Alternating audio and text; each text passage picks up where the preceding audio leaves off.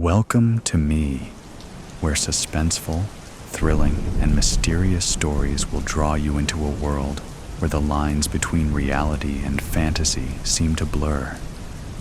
When the night falls, when all the sounds gradually quiet down, leaving only your own heartbeat and breathing, that's when these stories begin.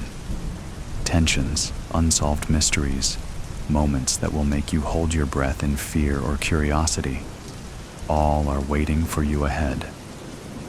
Find a comfortable seat, dim the lights, and let this sound guide you on a journey that is not for the faint of heart. I want each of you to leave a comment sharing where you are in the world.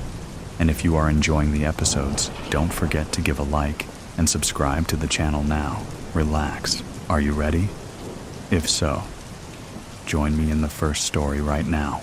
Lucien in the Sky with Diamonds. I really should have realized how vindictive Heather could be. What is that saying? Hell hath no fury like a woman scorned. When she found out I was seeing someone else and had traded her in for the other woman, a younger, prettier model, I just know that it was that very moment that she decided to exact her revenge. Unfortunately, Heather knows all of my secrets, including the biggest one of all, the fact that I am a world-renowned jewel thief who has recently completed one of the largest heists of the century, the theft of the Weatherby diamonds. Yes, I stole the necklace quite smoothly and easily from its display case at the art museum. I won't go into all of the meticulous details of how I managed to pull off the job. Let's just say that I know exactly what I'm doing, and I plan everything to the nth degree. All of my operations normally run like a well-oiled machine. That is, if no one interferes with my flow. But no, Heather just had to throw a monkey wrench into my work. I have to take ownership of it, however. It was entirely my own fault. I got careless for a brief moment and let my guard down. One night, when I was feeling quite loose and relaxed, admittedly, I had also drunk too much wine. I had bragged to her of my prowess as a jewel thief. I probably also promised her the moon and stars at the time. Later, of course, when I dumped her, she used that information to cook my goose. I just know that she squealed on me and is responsible for my current predicament. I am now on an Air France flight, ready to depart to my native Paris, sweating like a pig because I'm afraid that I've been spotted by the cops. I just know that it's Heather who told. Why else would I be targeted this way? I have always been one to remain incognito, to fly under the radar, so to speak. Thus, the only logical conclusion I can arrive at is that she is the one who turned me in. Now the cops are surely out to get me. They are at this very moment rapidly approaching my seat. The Weatherby diamonds are set with precision into a choker valued at several $1,000,000. A choker that I am now wearing as I sit here prepared for takeoff. The necklace is currently living up to its name. It is choking me under a somewhat baggy black turtleneck. I despise turtlenecks, hate the way they press up against your neck, I opted for the loosest turtleneck possible, but it still presses up uncomfortably against my neck. The combination of the choker necklace and the turtleneck are almost more than I can bear. I wear the turtleneck under an equally baggy hoodie so no one can spot the necklace. Normally, I prefer my clothes to conform to my trim body like a glove. My sartorial senses are offended by this sloppy but choking attire. Who would ever wear a turtleneck with a hoodie? Unfortunately, I really have no choice. My outfit was not chosen for fashion. It does, however, allow me to sail through airport security without being stopped. The plan is, once I land in Paris, I will meet with a high-end jewelry broker who will give me top dollar for the jewels. I will be for life. That is, if I get away with it. I am afraid that the police are right now, at this very moment, making their way to the back of the plane where I am sitting. My seat on the jumbo jet, like my clothes, has also been carefully selected. I am in the second to last row and am seated on the aisle. I chose this seat so that I can make a quick exit to the restroom if needed and dump the jewels somewhere in the tiny closet of the restroom. We haven't taken off yet, and the flight attendant has just made the standard announcement about how we need to remain seated with our seat belts on and our trays in the upright position. Right after she says that, I spot the blue uniformed policeman making his way back towards me. With no time to waste, I disregard the stewardess's explicit directions and quickly shove my tray to the upright position. I then dash inside the tiny cubicle of a restroom before anyone can stop me. I shut the door firmly and pull the lever to lock the door. I really need to find a hiding spot for the necklace. I can't afford to be caught with it. I don't want to flush it down the toilet. I would be, in effect, flushing all of my hopes and dreams away. Instead, I need to stash the necklace somewhere so I can somehow later retrieve it. I quickly pull my hoodie off, followed by my turtleneck. With fumbling fingers, I fiddle with the silver clasp until the necklace falls off into my hands. Next, I carefully place the necklace in the paper towel dispenser behind the wad of folded paper towels.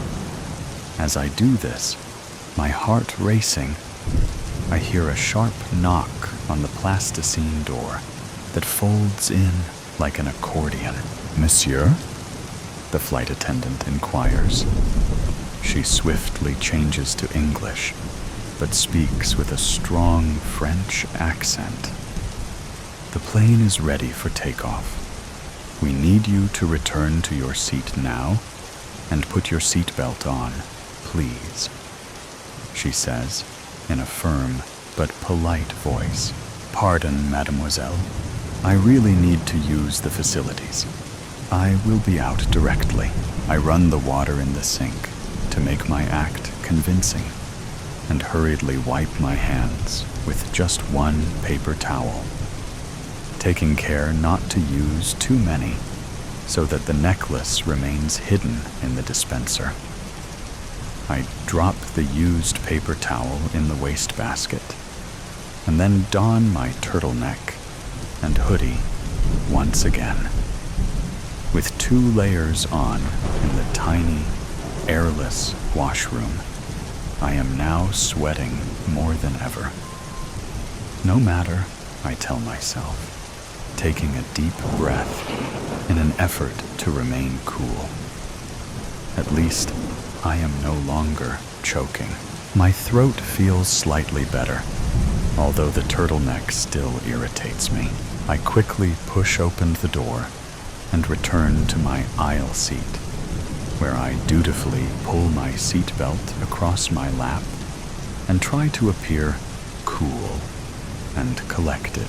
The policeman approaches me, his shiny badge glinting in the morning sun streaming through the small windows. "Mr. Martin?" He pronounces Martin in the American way, rather than the way I prefer it. Martine. My passport says I am Lucien Martin, although it is not my real name.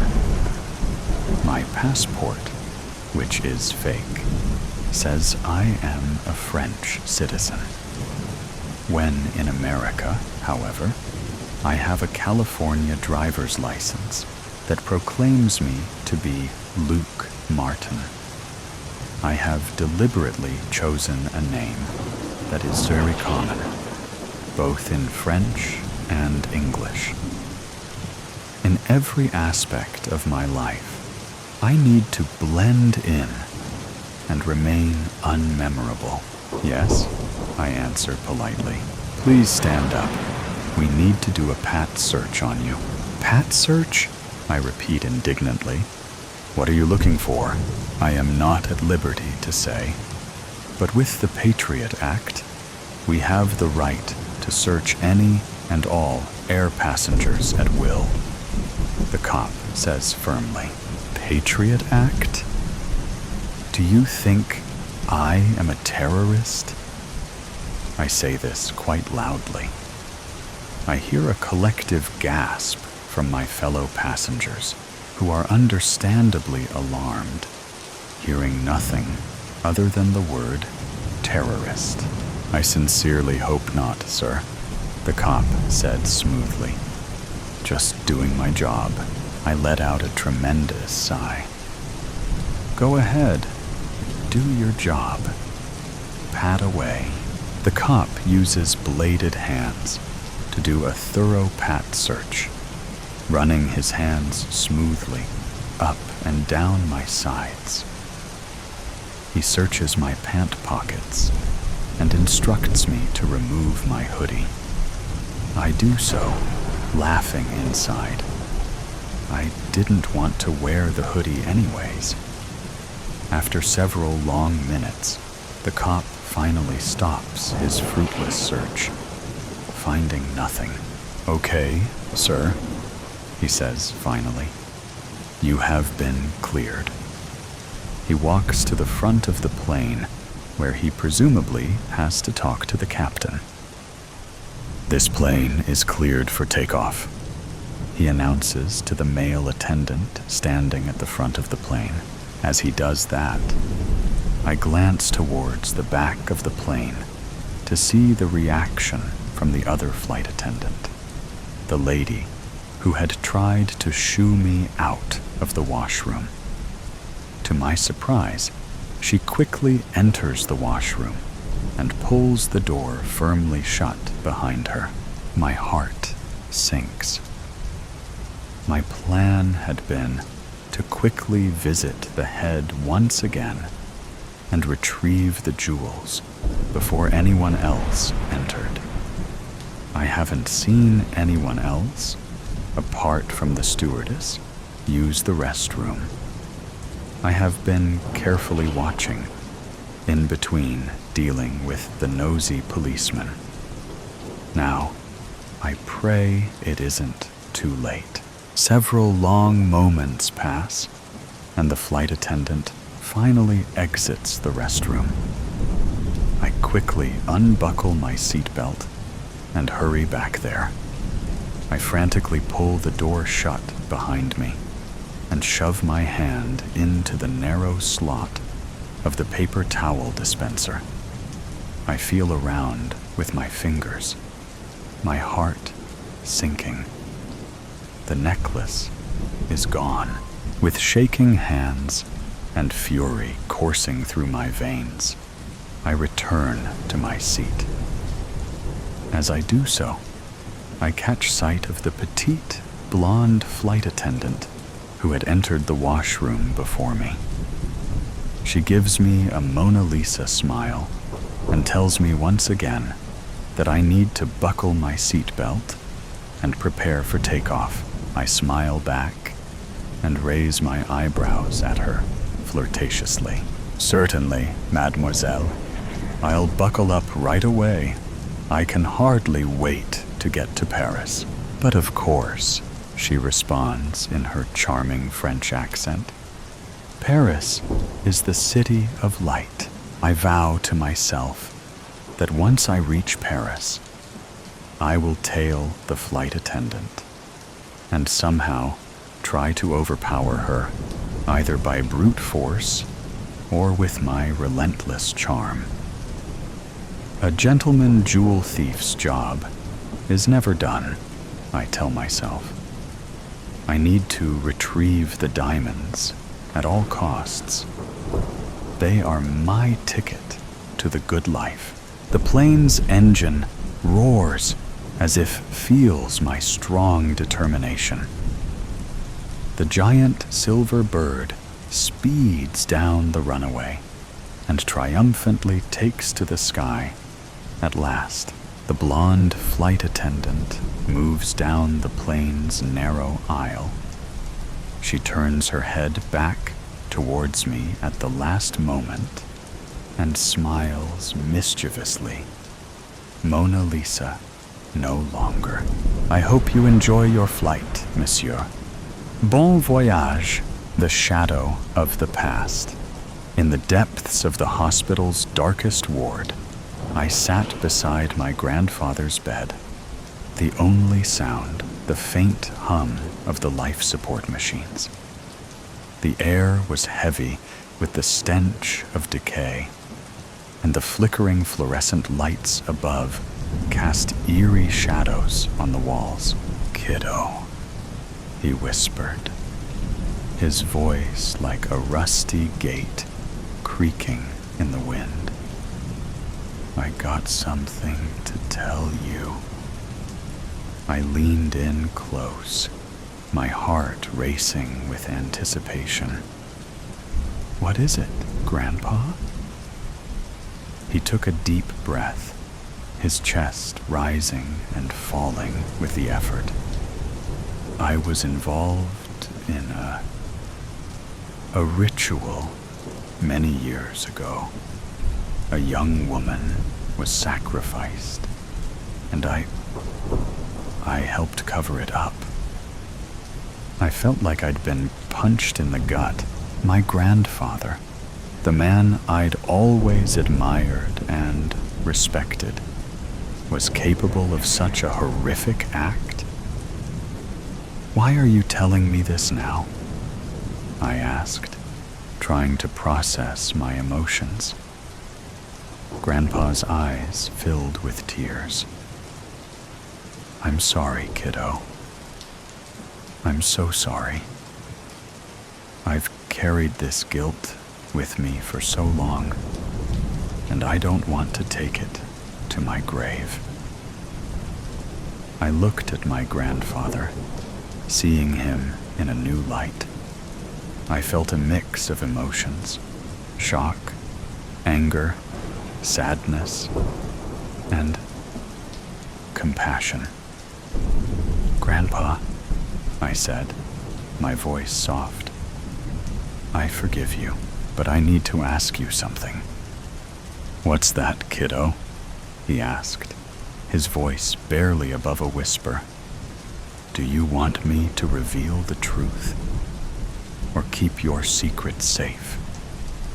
Grandpa's face contorted in a mixture of pain and relief. "Please, kiddo, keep my secret safe.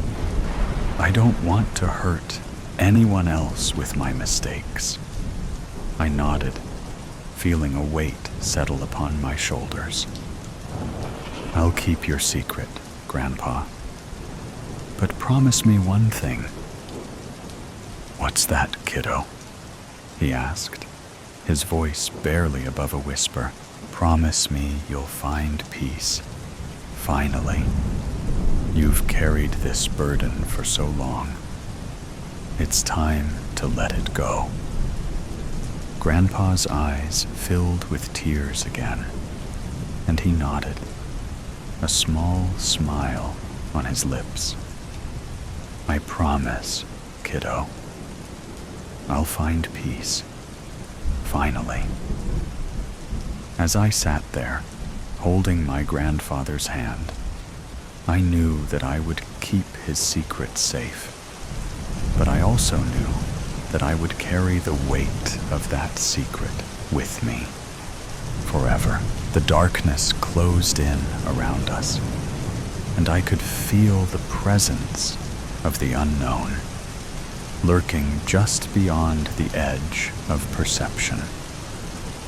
I knew that I had to make a choice, to reveal the truth, or to keep the secret hidden.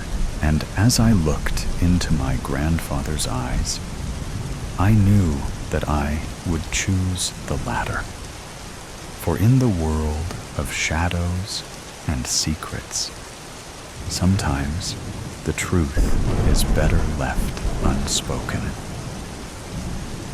The machines surrounding us beeped and whirred, a constant reminder of my grandfather's mortality.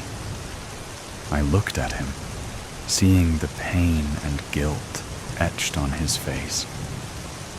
"Grandpa," I whispered, my voice barely audible. "I'll keep your secret safe, but promise me one thing." "What's that, kiddo?" he asked, his voice barely above a whisper. "Promise me you'll find peace. Finally. You've carried this burden for so long. It's time to let it go."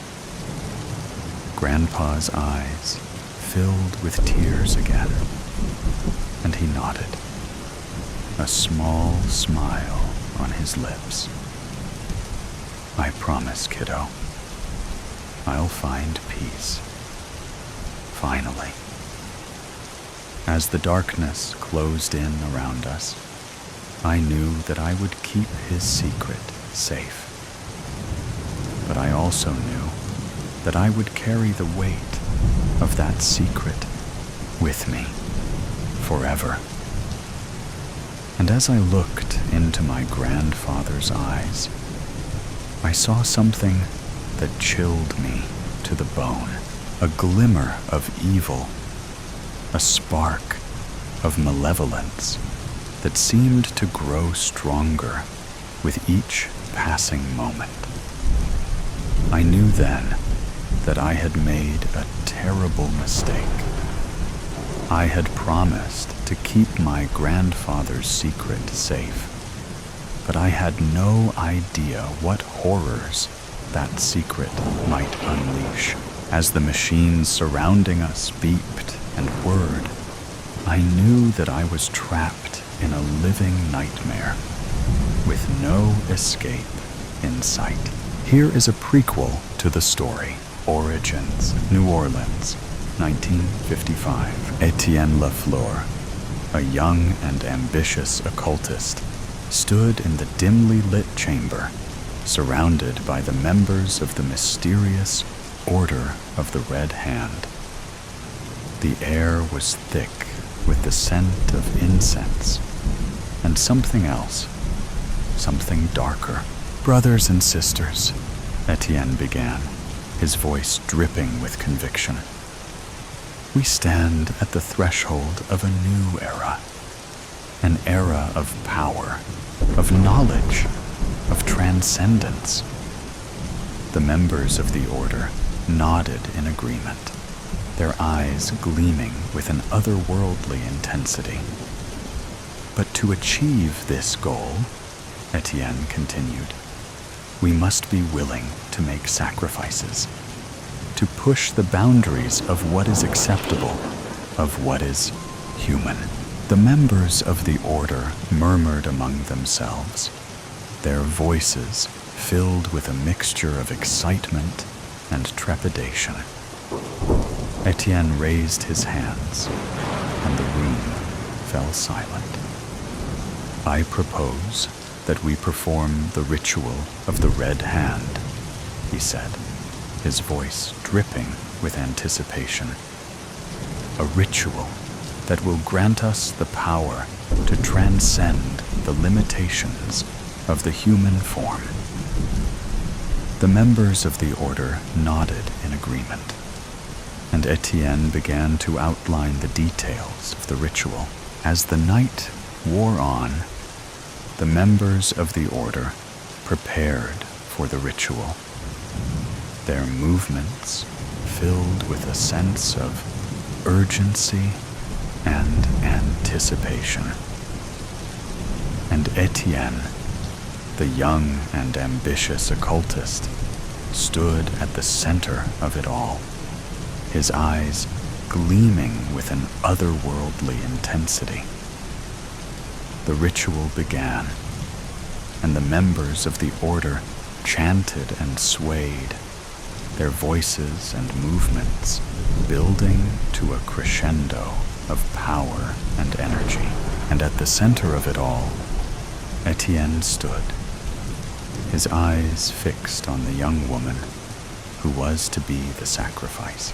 The ritual reached its climax, and the young woman screamed as Etienne plunged the dagger into her heart. The members of the order cheered and chanted, their voices filled with a sense of triumph and power. And Etienne, the young and ambitious occultist, stood at the center of it all, his eyes gleaming with an otherworldly intensity. But as the ritual came to a close, Etienne felt a sense of unease, a sense of guilt and regret. He looked down at the young woman's lifeless body, and he knew that he had made a terrible mistake. The ritual may have granted him power, but it had also cursed him with a guilt that would haunt him for the rest of his life. And as Etienne walked away from the ritual chamber, he knew that he would never be able to escape the shadow of the past. Search, and you might find. Search, and you might find. I am an independent journalist, living in a world of news spilling out at an unprecedented rate in the history of mankind. Much of it was false, without any factual evidence. Lies and untruths seemed to be the norm. Each morning, when I opened my computer or picked up the mail, it took a good hour to sort through the garbage. Today, I had a pleasant surprise.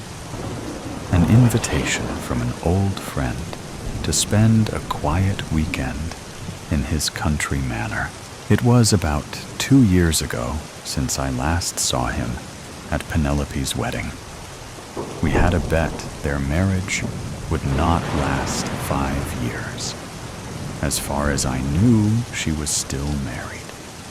But she remained a very demanding woman. At the university, I had been a very close friend of George Webster. He was now Sir Webster, a member of Parliament. He was a pleasant chap with a head of white hair and a round, chubby face with distinctive blue eyes. He had a corpulent body, no doubt, from hearty meals and plenty of drinking. His wife was quite the opposite, with a slender profile and reddish hair arranged like a beehive on the top of her head. She had a wicked sense of humor and was always enjoyable company. I was looking forward to a quiet weekend in the country. I arrived an hour before dinner to face a manor built 200 years ago. George inherited it from his parents. I remember the parties here when we were students at the university. His parents were great hosts, always inviting a selection of pretty young girls. I believe they wanted to make sure George meets the young people they approved of. George came leaping to the front door and hugged me with great affection. I will get the maid to show your room. No need to dress for dinner. We will only be us three. Come down to the drawing room in half an hour for cocktails. While George handed me a whiskey, I warmly embarrassed his wife. Nothing had changed. The beehive on the top of her head was still in place. I am always delighted to be served at dinner with good food and stimulating conversation. His wife left us the moment an excellent cigar and cognac were forthcoming. Once George's cigar was lit, he spoke. David, do you remember that time at the university I taught you how to catch butterflies? Sure I do. Why are you still an ardent collector and improving your collection? If I remember correctly, you were obsessed with butterflies. Bring your cognac and come with me. I want to show you something. We went down a small passage. At the end was a locked door. George took a key from his pocket, opened the door, and switched on a series of overhead spotlights. I have never seen such a beautiful show of hundreds of butterflies with their vibrant and delicate colors. The room was about 26 square meters, with waist-high side oak cabinets surrounding all the three walls. The upper three walls were covered with three large frames of magnificent pinned butterflies. I could see each frame was labeled with the title of 3 continents: the Americas, Europe, and Africa. I stood there, bewildered, completely stunted by the beauty of the room. As I walked in, I noticed a large, comfortable couch in the middle of the room. It was unusual in that it had 2 sides, allowing one to change their position in order to view all sides of the room. In front of each side of the couch was a coffee table. I turned around to view the wall in which the door was positioned. The wall was covered with a wall-to-wall library. George suggested we should sit down. As you notice, I specialize in rare butterflies from 3 land masses. You will notice there is a gape of 2 butterflies in the Americas display. 1 the European and 2 on the African. Under each butterfly, I always mark the date and place it was found. According to my book collection and extensive research, these butterflies represent extremely rare spies. I like to think it is one of the world's greatest collections, representing hundreds of hours of travel and research. To be complete, I need to fill in the 5 missing specimens. George, It is totally amazing. The display of these remarkably beautiful creatures makes one feel belittled when compared with the creations of nature. What's in the drawers below? More butterflies that I thought were interesting on my travels, searching for that rare specimen, as I am known throughout the world as a collector. I have a network of people that inform me that they have seen a rare butterfly. The world has many well-informed amateurs interested in these creatures. In fact, last week, I had a call from a friend in Zimbabwe saying that a flame-bordered carex had been sighted near Victoria Falls. This is one of the extremely rare butterflies I am missing in my collection. Unfortunately, at this time, I cannot leave for Victoria Falls. David, do you want a free 2-week holiday in Zimbabwe? I don't understand. So, well, you could go and spend a few days looking for this rare butterfly. I know you are very careful in netting butterflies without damaging them. The whole trip would be my expense. Supposing I did net this rare butterfly, how would I get it out of the country? No doubt these creators are protected by strict export laws. You are right, and collectors like me have to be very careful. In the case of Zimbabwe, I would ask you to deliver the specimen to a friend in the capital, Harare. He will then carefully pin it into an old collection of common butterflies that Victorian families love to collect and frame. He will then ship it out to a London antique dealer. This rare butterfly, mixed in an old frame, will go unnoticed by the customs.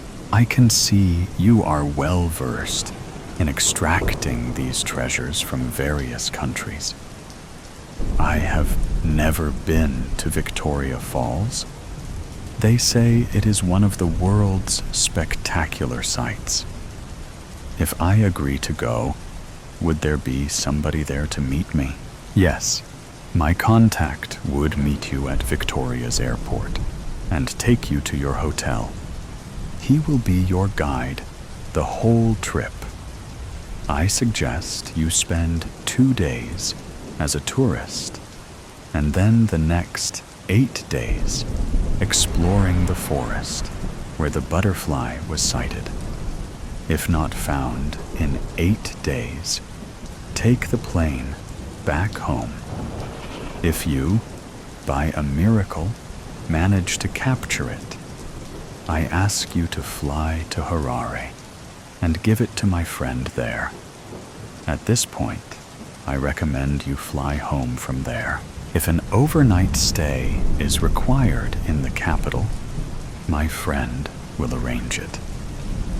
These trips are always a gamble, but to add this butterfly to my collection, it is worth the cost of the gamble. We collectors are brain-damaged human beings, obsessed to complete the items we collect in a satisfying and logical manner. Of course, I will supply all the necessary equipment. You will need to consult your doctor about a trip of this nature so that he can supply you with all the necessary preventive medicines. No visa at this point is required for Zimbabwe. So are you game? Just a minute. Let me look at my diary. Yes, I think I could go next week. Is that a yes? I will need 24 hours to make a decision, as I have some commitments next week. If you do go, I suggest you go through Johannesburg and then on to Victoria Falls. Leave the return ticket open, as you might want to fly back through Harare. My man, his name is Robin, born near Victoria Falls, will be with you your whole time in Zimbabwe. It had been several years since I was last in Africa. My knowledge of the various countries on the continent was mainly in the north, so to travel to the south would be an interesting venture.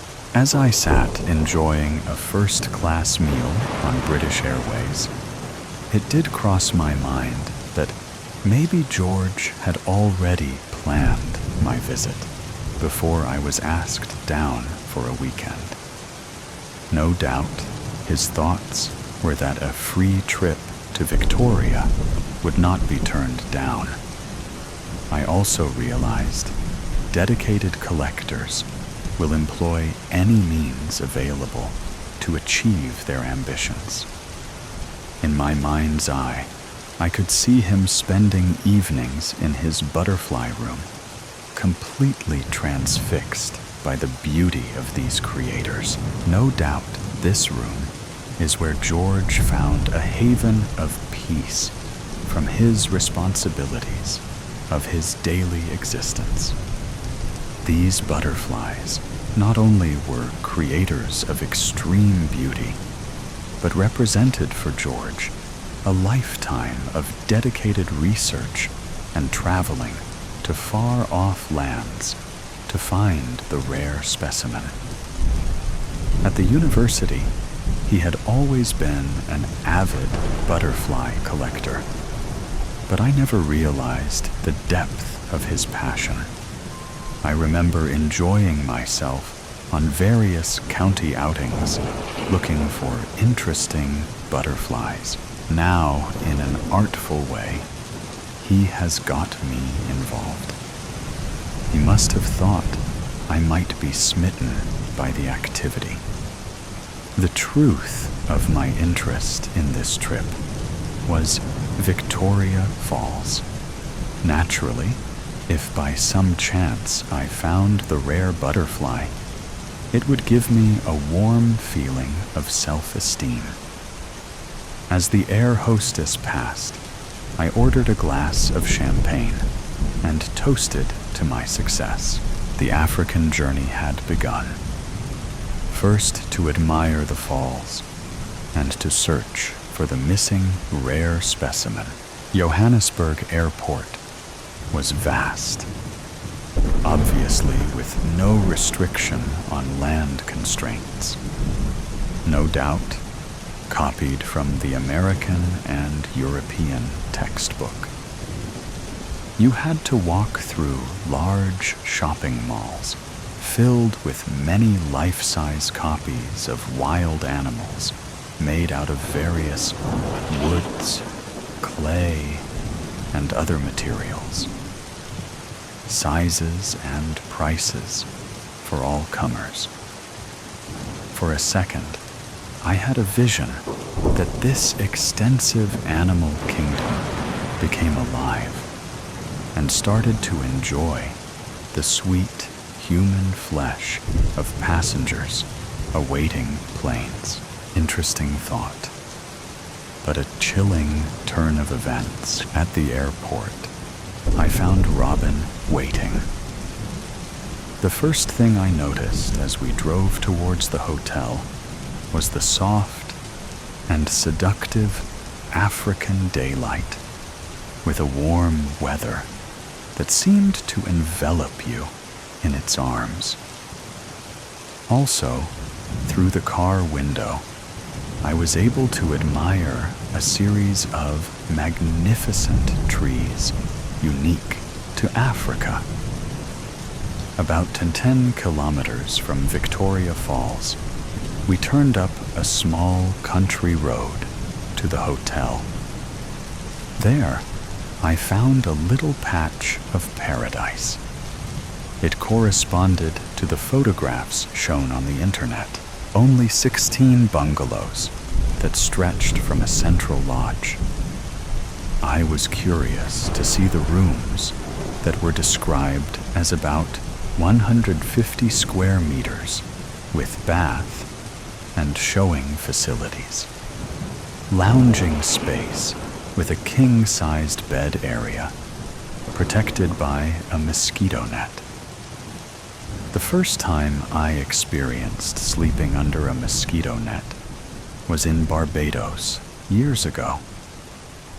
In those days, it just hung over the bed and needed pulling down. Of course, I was unaware of this procedure. The next morning, I had just one big mosquito bite. Funny how certain circumstances, you quickly learn to use things properly. Back to the hotel. The entrance hall and lounges were decorated to an ambiance of yesteryear. Spacious, elegant, and tasteful. The smiling staff treated me as if I had just come home after a trip up country. I had a vision of wearing riding boots, putting my feet up, and asking someone to pull them off. Before I was taken to my room, we sat down with a cup of tea. George's man, Robin, explained why I was here to take photos of butterflies for a London magazine. Before the shooting commenced, we would take 2 days to see the falls. While drinking our tea, the hotel's hostess kindly explained that to walk the length of the falls is a 2.4 miles walk with several stops to admire the view. Also to dry out from the spray and mist generated by the falls. As it was the rainy season, the falls would be near their maximum flow of 2,800 cubic meters of water per second, as opposed to 300 metric cubes in the dry season. We decided to visit on the first 2 mornings. Now to the room. As we entered, I had the feeling of being introduced to Zimbabwe under British rule. This was the state of play. Everything and everybody has their place. I walked through the room to the balcony at the far end, noticing on my way a bar full of all the drinks imaginable. I opened the glass screen windows to experience the Africa of one's dreams. It was a small valley running down to a water hole. I quickly realized the hotel was on a slight rise, protecting it from the multitude of animals slowly grazing their way to water. One could not ask for a more idyllic view. I was to spend a few hours on this balcony, just observing the animal kingdom going about their daily lives. The room was delightful and serviced with all the facilities to make your stay a pleasing memory. I had a bizarre feeling that for the privileged, Africa must have been a very pleasant place. The next morning, heralded by a dawning sun, breakfast on the terrace with interesting choices of food. Robin drove me to see the falls. 20 minutes drive, we were in the Victoria Falls, parking after being heralded by African folks dancing at the gate. Armed with waterproof capes, we set off towards the falls. The first encounter was the noise, the next the spry, and then through the trees we saw the watershed. It is a sight so awesome, it literally took your breath away. The beauty, the power, and the light and mist reflected from the cascade of water is frightening. I was inspired to write a poem in acknowledgement of its beauty. I knew a magazine in London that might be interested in publishing it. The Falls, Victoria, Zimbabwe on the horizon. Across those vast lands, I saw a wispy sight of mist raising for the earth. No apparent panic from the wildlife. A fire, it is not. The nearer I get, a rainbow arching is beauty skywards. Then I heard the rumbling sound like thunder. There, covered in spay, is a mystery and magic that unfolds. Gigantic, awesome water falls from majestic heights, falls in torrents of spectacular proportions, careers deep into the river below. The beauty of the falls is in its majestic power, a never-ending cascade of turbulent water. This power dominates your mind and soul. Torrents of water flow through your veins. You are left exhausted and on occasions wet from the spray. One feels very small, experiencing nature's magnificence. The original explorers never saw the falls from the air. The mighty river in its majesty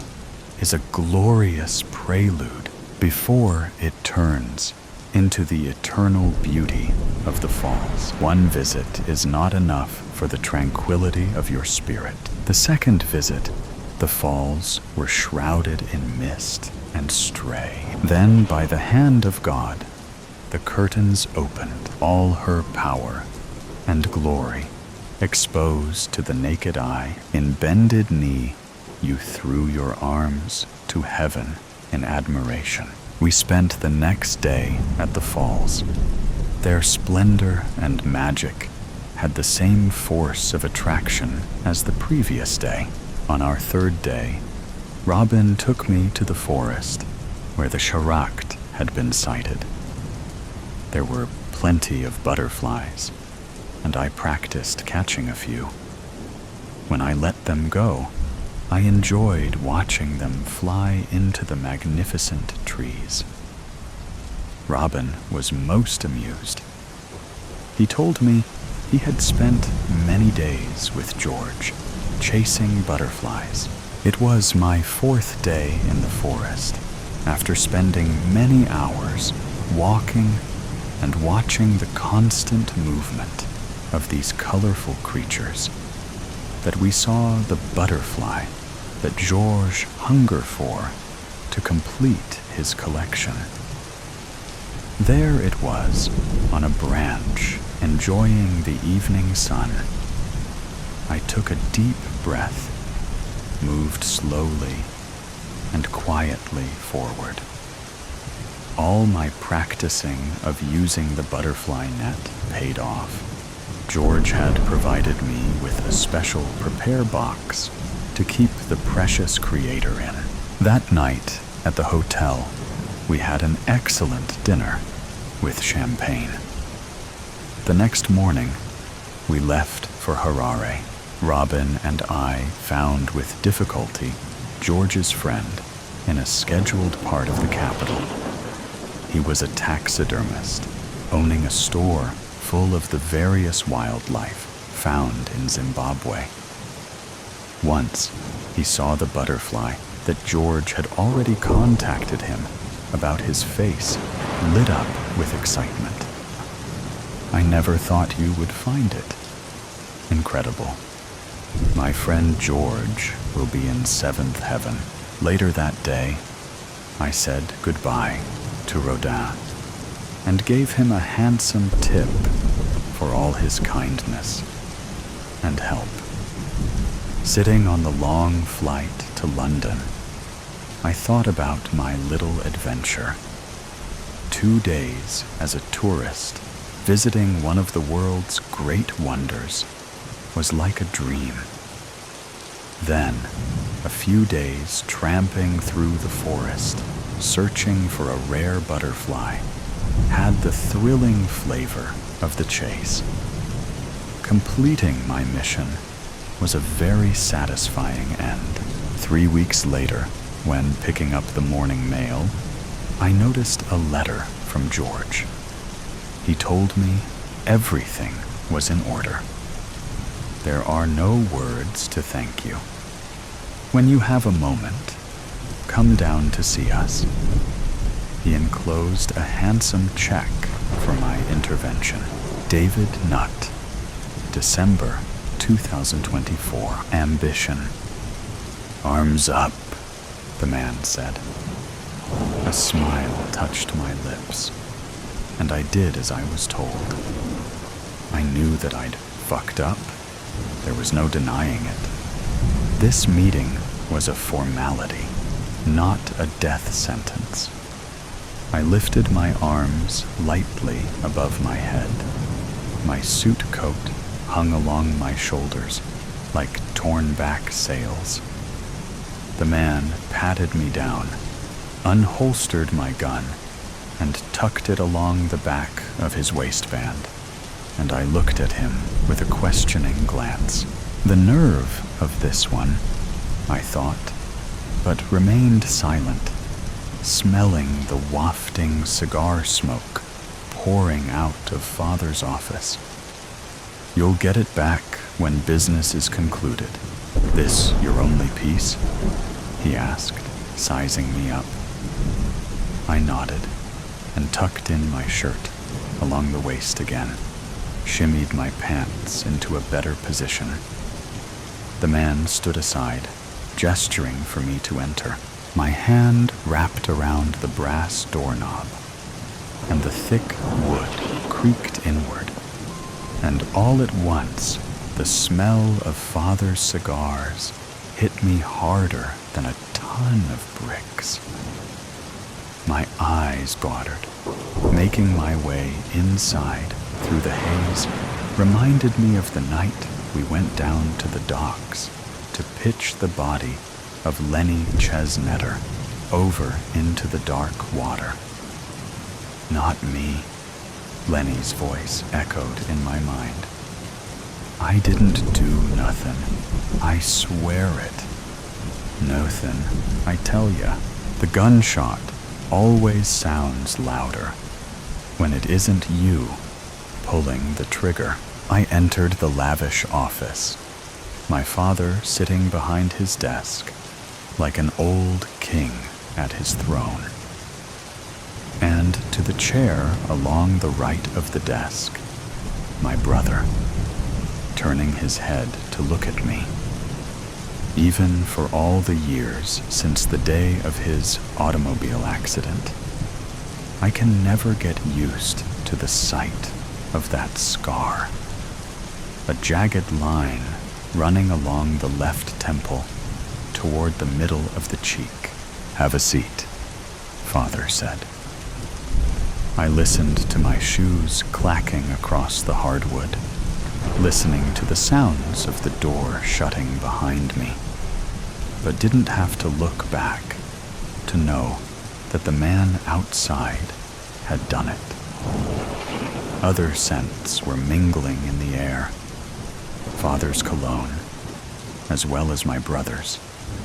One of the housekeepers had set up a bouquet in this dark room, as if it had seemed to mask the constantly wafting cigar smoke drifting up toward the ceiling.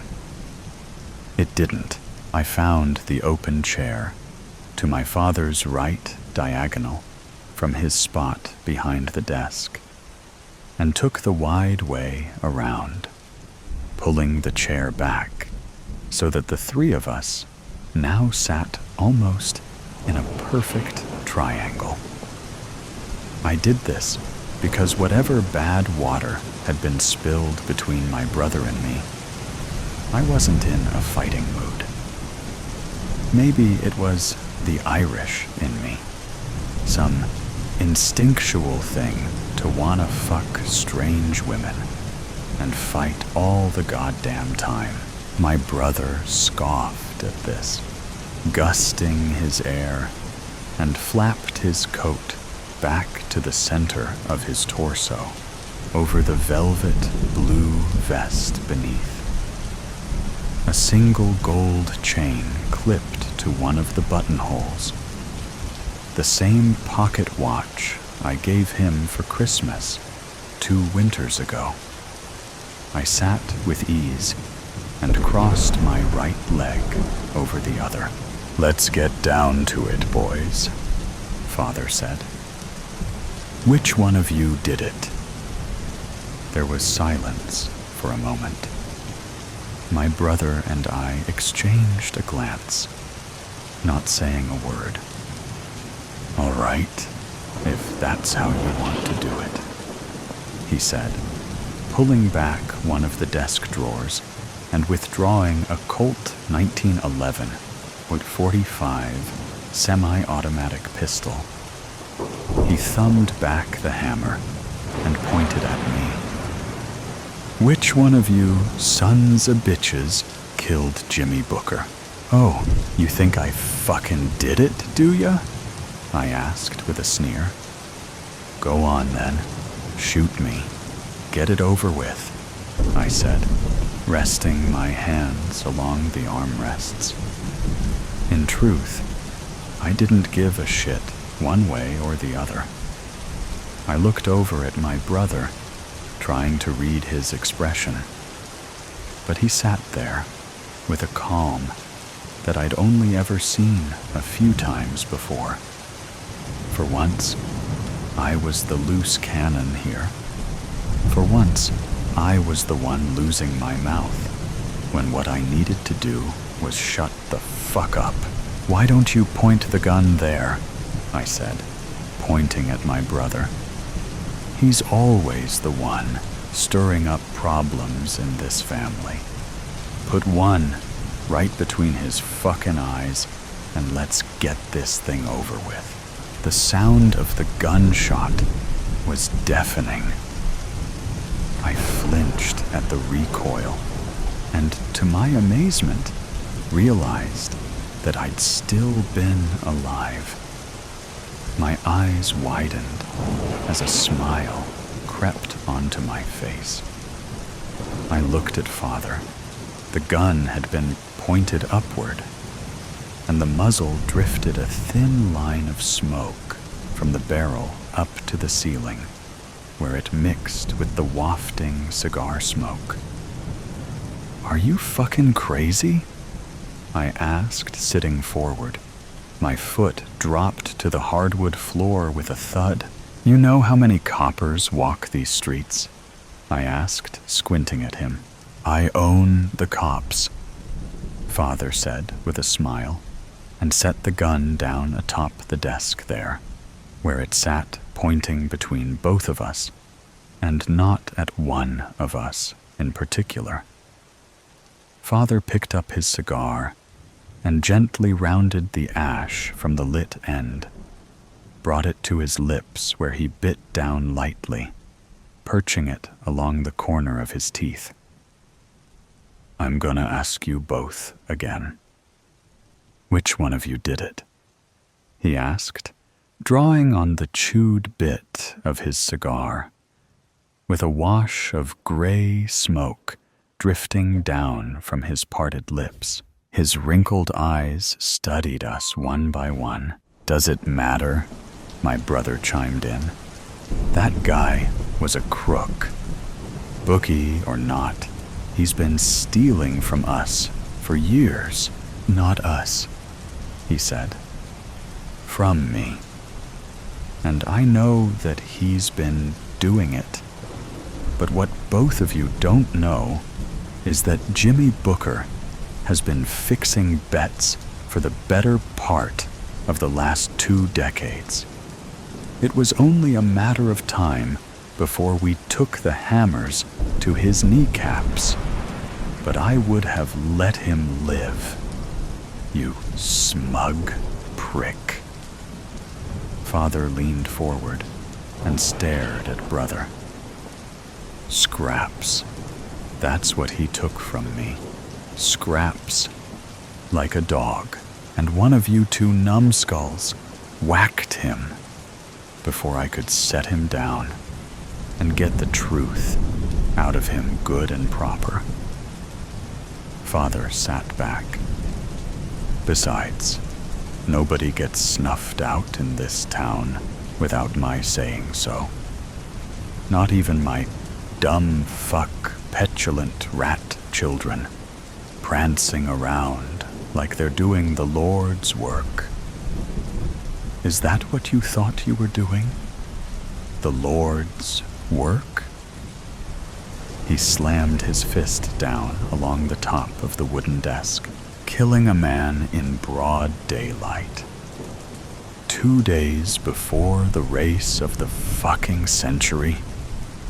He stood quickly, the chair behind him falling back as he towered over the desk in front of us. Do you two idiots have any idea how much fucking money I was going to make off of that race? 55 large, I said. I knew I'd seen the books. How much money did you take him for, anyway? Father asked, pressing his knuckles down along the top of the desk. How much money did you recover from Jimmy's safe? All of it, I said. How much? He asked again. His pupils were so large that you couldn't see the blues there anymore. Only the blackened coals for eyes where color had once been. We're wasting time, my brother said absently. He had begun running his fingers along the scar across the left temple beside his eye. He did this, of course, an old gambling tell of his, when he bluffed. We had another bookie lined up, south side, Giovanni's man. My father was stunned into silence. He turned and picked up his expensive leather chair and set it upright once more, collapsing into it. Let me get this straight. You killed my man so that you could use the Italians. Do you think because we have some truce with those Goombas, you can take out one of our own and fix bets with another organization? Looks like you boys are trying to run this family. Father rubbed his eyes, his cigar still perched in his teeth along the corner of his mouth. He breathed in deep, the cigar cherry lighting up the inside of his palm, and he pulled it from his lips, curling an index finger around it, wet and gnarled. His hand perched along the armrest, a thick line of smoke wafting from the end of the half-chewed cigar. You boys will be the death of me, he said with his eyes closed. He turned to look first at my brother and then at me. What gave you smartasses the bright idea to fix bets with the Italians? My brother glanced at me and then back to Father. Because it's our time to move on their territory. The Italians are weak. They lost 3 good men to bank robberies, another 2 to the bombing last month. My father's eyes glinted. Between the 3 of us, none of us saying the thing there beneath the surface. That father had been orchestrating the bombings. There had been dozens in the months past. He'd been killing off the Italians from whatever shadows that he'd been operating in.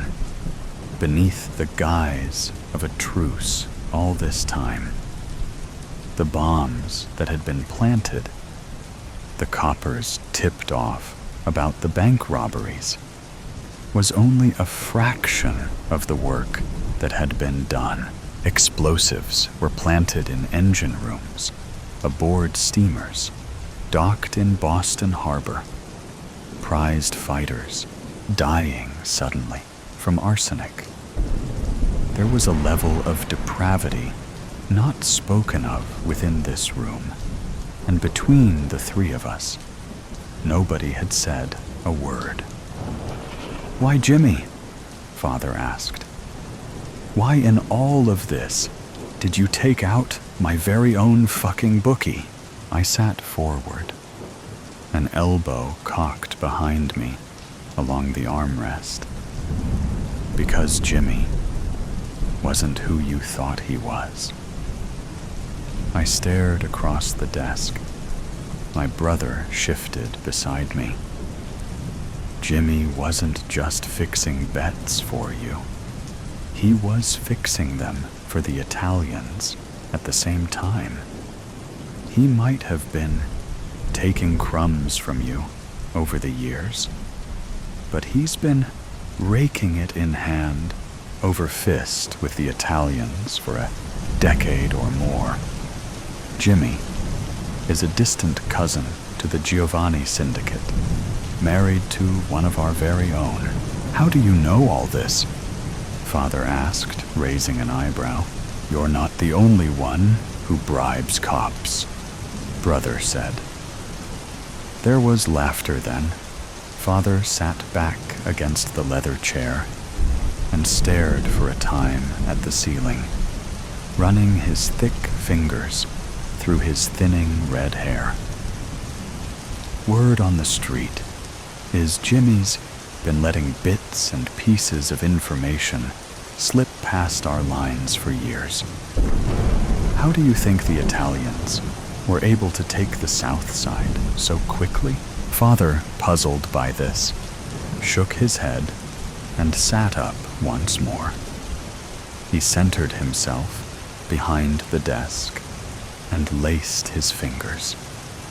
He seemed to know without knowing. "What do you suppose we do about all of this?" he asked, looking at me. I looked at my brother, who finally smiled. "We know the name of their horse," Brother said. "Consider it a parting gift from Jimmy." The next day had been one of the fairer ones of the season, almost pleasant. The sun was shining brilliantly overhead. I squinted through my tinted glasses, my cap tucked low over the eyes.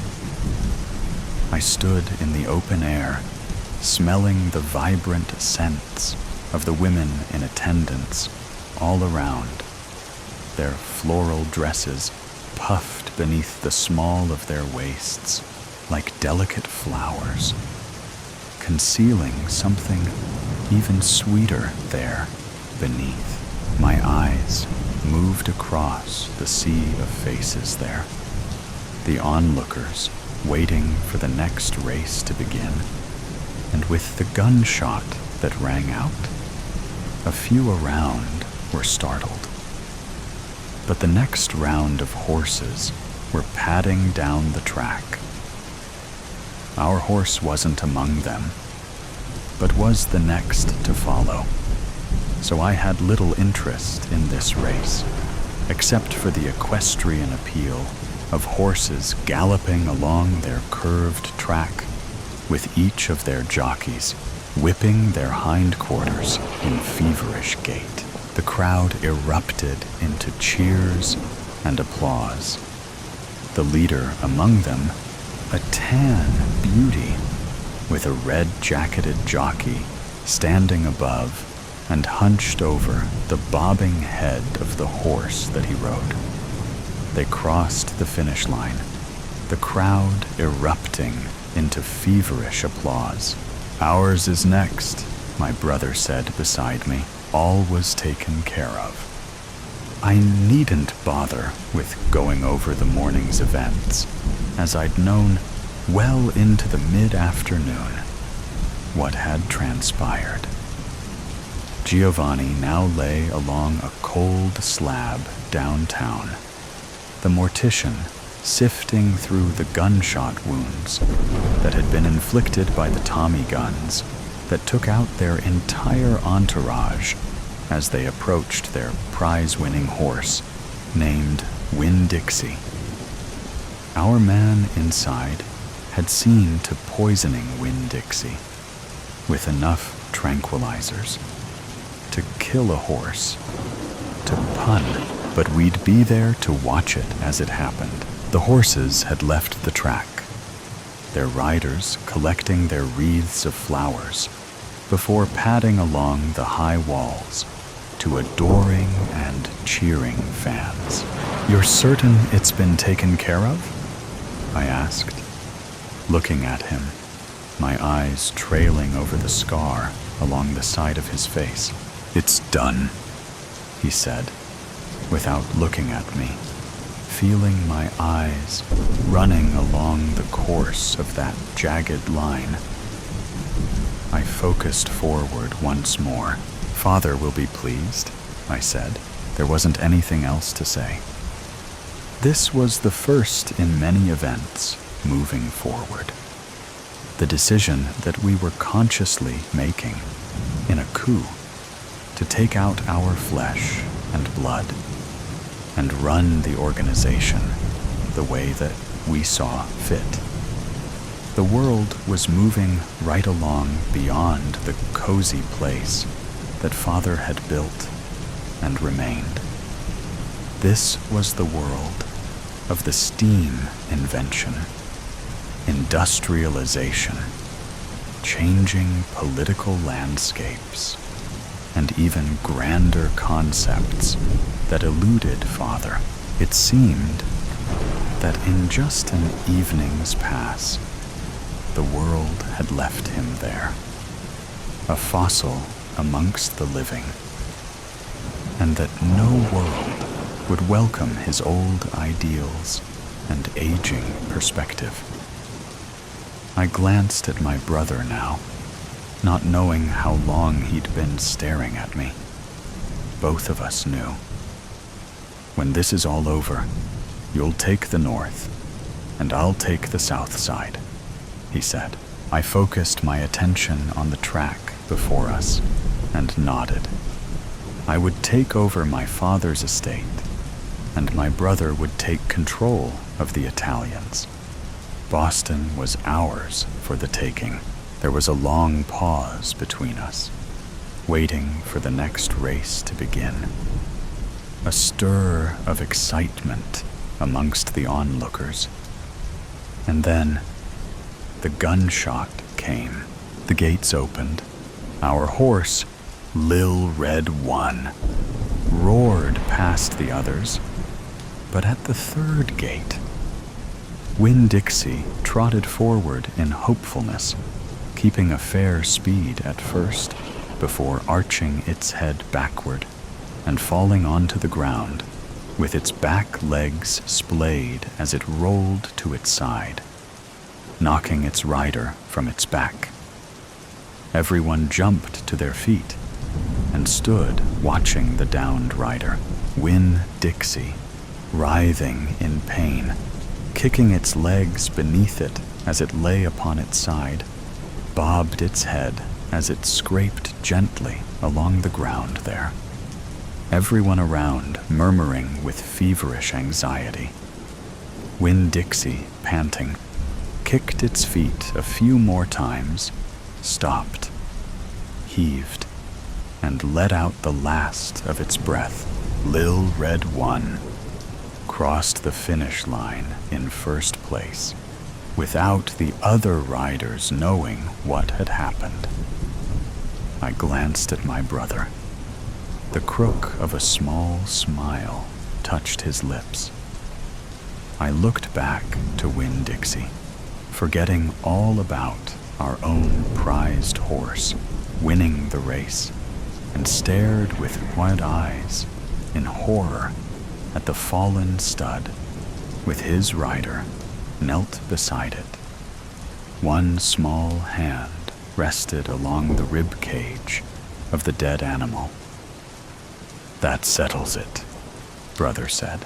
He turned to look at me, and I to him, finally, forcing my eyes from Winn-Dixie. "Pleasure doing business with you," he said, extending a hand. I shook it, feeling the embrace of my brother there amongst a crowded bandstand of race enthusiasts.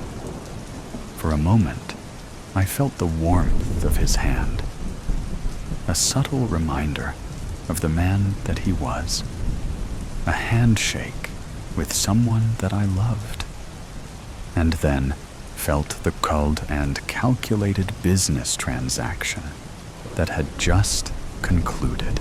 "Till we see each other again," I said. We parted there. He took his leave and mingled with the crowd beyond, making his way down the steps, rounded the corner, and was gone. That was the last time that I'd spoken to my brother aloud. Not long after the events of that day, my father had been fatally stabbed to death late one evening. Of course, this was part of the plan all along, though I had never been the one holding the knife. It was my brother, releasing us unto the splinters of this syndicate. It wasn't long before the fires started, as his men had been ordered to take out the Italians in force. The gunshots, for a time, had been frequent and unrelenting, often in broad daylight, but skirmishes clamored through the nights in those early days. Only rumors of these prominent Italian family members slain in cold blood, or that of the houses that had been burned in the early morning hours while they slept, cozied in their beds. My brother is always the benefactor, or presumed to have been. As I sat in Father's study, swirling a brandy, I'd not had the slightest care. My brother, unbeknownst to him, had been working for me all along, doing the dirty work with blood-stained hands, as the plans that I'd set into motion had finally come to pass. "Cheers," I said, raising a toast, "the inheritance." "Christ," Beck snapped, giving a start. Before her stood a tall man in a butler's suit. His lips curled, and he lifted a sardonic brow as he gave a small, mocking bow. Her eyes moved from his oddly fat feet up his short, sturdy legs, where the tail of his coat hung below his knees, and moved back and forth in the slight breeze. His hips were narrow, but his long body widened into a thick paunch. Then his chinless head squatted on shoulders, no wider than his girth. His long, thin nose occupied his face. "You frightened the bejesus out of me. Who the hell are you?" she asked. "Who is this? And why is he inside my aunt's house? And why is he dressed in a black suit straight from the early 20th century?" His smile widened into a toothy grin. "Falstaff, the butler, at your service, ma'am." His hooded eyes blinked slowly, and he bowed again. The man was repulsive to look at, but Beck was drawn into the dark depths of his strange eyes. With an effort, She broke their gaze. Auntie had a butler? She never said. Over the years, Beck had kept in contact via letters. Aunt Bess didn't own a computer. And now Auntie was gone, presumed dead. That's what the police said. It was obvious to Beck that they had given up hope of finding her great-aunt. Falstaff cleared his throat to reclaim her wandering attention. The left side of his upper lip curled in a smile. Or was that a snarl? I think if you check, you will find mention of me in Bess's will. She and I became very close. She was alone. He paused. And lonely. What the hell is this guy insinuating? Auntie allowed you to call her Bess? She swallowed hard. Surely not. As I said, she was lonely. She felt deserted. She loved me. His lips opened over his large teeth in an approximation of a cheeky grin. Like a son. She wanted to change her will. But before she could, she disappeared. It's not true, Beck gasped. She would never. She loved me. I loved her. I'm her niece, grand-niece, whatever, who never visited her. I was overseas. If it's any business of yours. Why was she defending herself against the hired help? What he was saying was preposterous. Beck gritted her teeth. I'm her niece. I'm blood. Yes, blood. Falstaff blinked slowly. Was he goading her? Blood. So much thicker than water. He licked his lips. As you say, whatever. The will was not changed, and I remain. Falstaff the butler, at your service, ma'am. He clicked his heels and gave another little bow, stepped back, and gestured for her to enter. She ignored him. She didn't need his invitation. I was hoping to revisit the old place alone, so you can go back to wherever butlers go, and I'll look after myself. A wry smile tugged at her mouth. I sound just like Great Aunt Bess at her autocratic best. An apology automatically rose to her lips. To hell with that. Just who does this guy think he is? Freaking creep. Why am I so jittery? Her tongue flicked out over her red lips, but she kept her gaze steady. The house is mine. Falstaff's smile disappeared. His nostrils flared, and his coal-black, unblinking eyes stared down his long nose. Beck lifted her chin and stared back. Prick. With head and boom stiff, he turned on his heel into the gloomy interior. What's with the fancy dress costume? She demanded. He turned around, the movement a slither of insolence. Oh, just something our Aunt Bess liked to do for guests, he replied. How dare he? Our Aunt Bess, indeed. She liked to relive history. It gave our visitors a bit of a thrill. Tourists are stupid.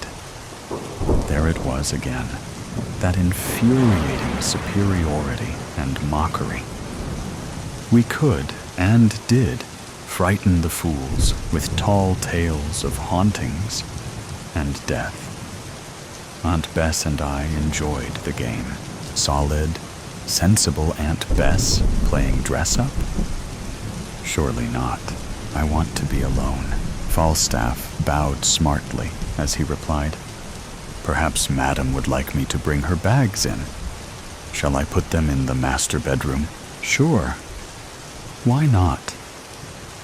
She tossed him the car keys, which he snapped up with his left hand in a strangely smooth and agile movement for someone who looked so awkward in his own skin. He moved forward. She backpedaled as he passed, surprised and confused by a fleeting apprehension. Shaking herself, she stepped onto the black and white marble tiles of the foyer. Automatically, her hand reached to the right and flicked the switch. The brassy brightness of electric light pushed the shadows back. The old Dutch lamp still hung above the entrance, but an ugly black cord snaked through the decorative fretwork and into the base where it connected to a bulb, instead of the genteel neglect of her memory. The harsh electricity showed dilapidated antique furniture and fading decor. She threw her red bag onto the armchair, making a bloody splash against the faded green velvet. She kicked off her red stilettos, making a matching puddle on the floor. She noticed a dimmer switch and twisted the knob. That's better. A smile curved Beck's mouth as she gazed around. Her mother had brought 8-year-old Becky here to live, just for a few weeks, until after the divorce. Becky ended up staying for 36 months, during which, under the generous care of her forthright great-aunt, she blossomed. Aunt Bess taught her that you could love without anger, manipulation, and shouting. Beck bit her lip to prevent the tears. Be sensible. Auntie was very old. She had a good innings. Beck heard the old lady's rusty voice. Buck up, girlie. That's life. Look to the future. Yuch! Beck wrinkled her nose. What was that disagreeable, swampy smell? She spun slowly around. A veil of dust made everything appear out of focus. Hang on. I thought that guy said he was the butler. Why is everything so dusty? Moving further down the hall, she said aloud, Lazy bastard. He is so gone when I get settled. Thud, thump, thud, thump, thud, thump. Beck froze, heart pulsing painfully in her throat. She turned and saw the butler's legs disappear around the curve of the stairwell. Had he heard her? Too bad. Perhaps it will improve his attitude. His tread thudded resentfully into the dusty carpet as the back corner of the valise thumped the stair. Thud, thump. Beck laughed and returned to exploring her surroundings. Bet the bossy old broad's turning in her grave, she murmured, running a well-manicured finger tipped in blood over the arm of the settee. A photograph of the fabulous old Tartar, looking her imperious best, glared down at Beck from high on the wall. She always appeared fearsome until you got to know her, Beck thought with affection. She squinted at the picture in the golden gloom. Good grief, it could be me. she thought. The Aunt Bess in the picture was younger than when Beck knew her. Straight-backed, strong and indomitable in her khaki riding habit. She held a rifle over her left shoulder and rested one leather-booted foot on the head of a dead lion. "I was so happy here," Beck said, addressing the portrait. "I did love you, you know. I'm so sorry if you felt I neglected you." She swallowed back her tears.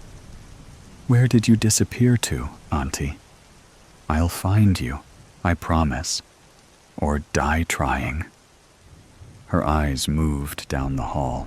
Instead of snarling from the wall by the side of the photo, a once beautiful lion's head stared up at the ceiling from atop a glass-fronted credenza. Just another tattered remnant of the past. Fierce eyes, now dull with dusty cataracts. Its roar inaudible.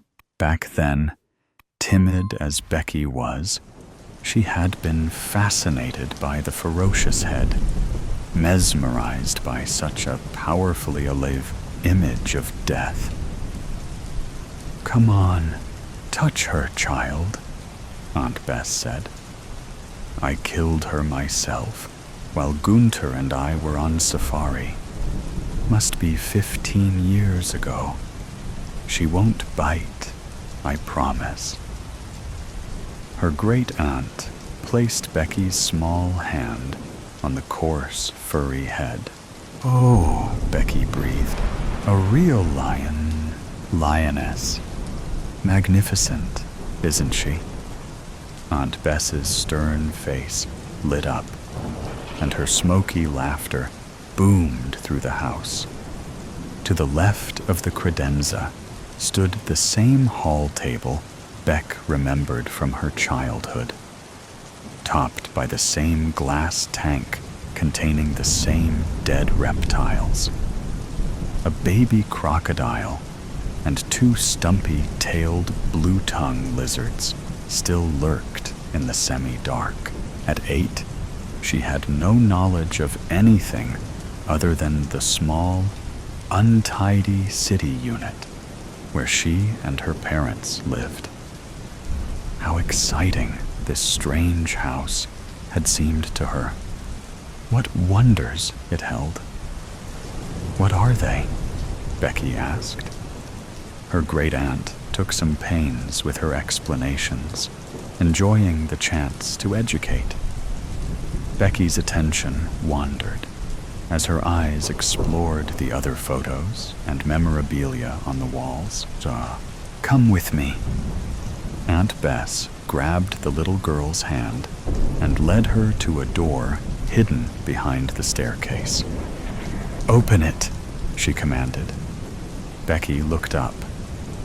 "Go ahead," her aunt encouraged, her eyes promising excitement and adventure. Becky's hand turned the large metal knob and pulled the door's heaviness wide. They descended into the cool cellar. Along with the root vegetables and pantry shelves loaded with preserves and pickles stood a long glass case containing an enormous saltwater crocodile caught mid-snap. "That's the croc that got my Gunter. I plugged the bastard right between the eyes, I did," Auntie said. "Too late to save Gunter, though." She paused. "In the end, I couldn't bear to have the horrid creature on display upstairs. But neither can I get rid of him. He is my last contact with my darling Gunter.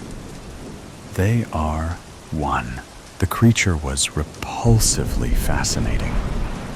He had a long snout, hooded eyes, and a wide head jammed onto his body.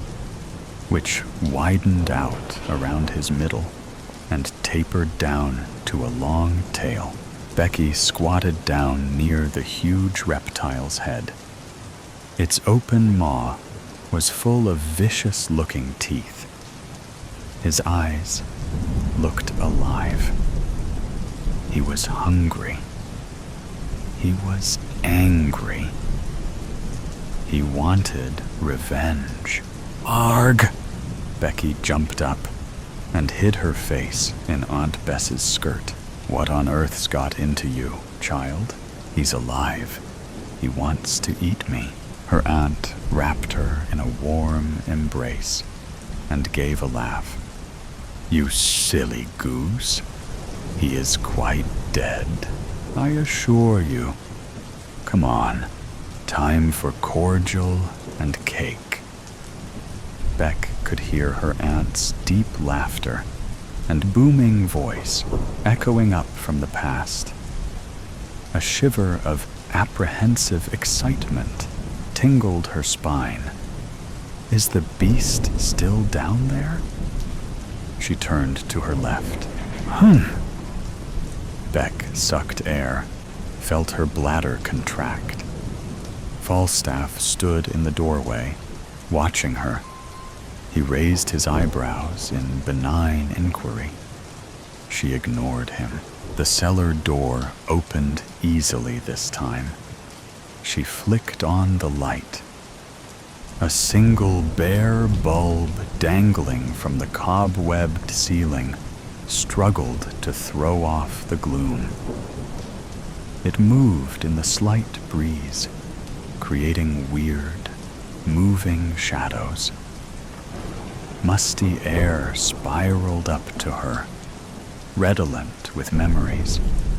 The rough, strong feel of Aunt Bess's hand, the smell of earthy vegetables, the sharpness of pickling vinegar, and the sight of that amazing creature, so dangerous, so dead.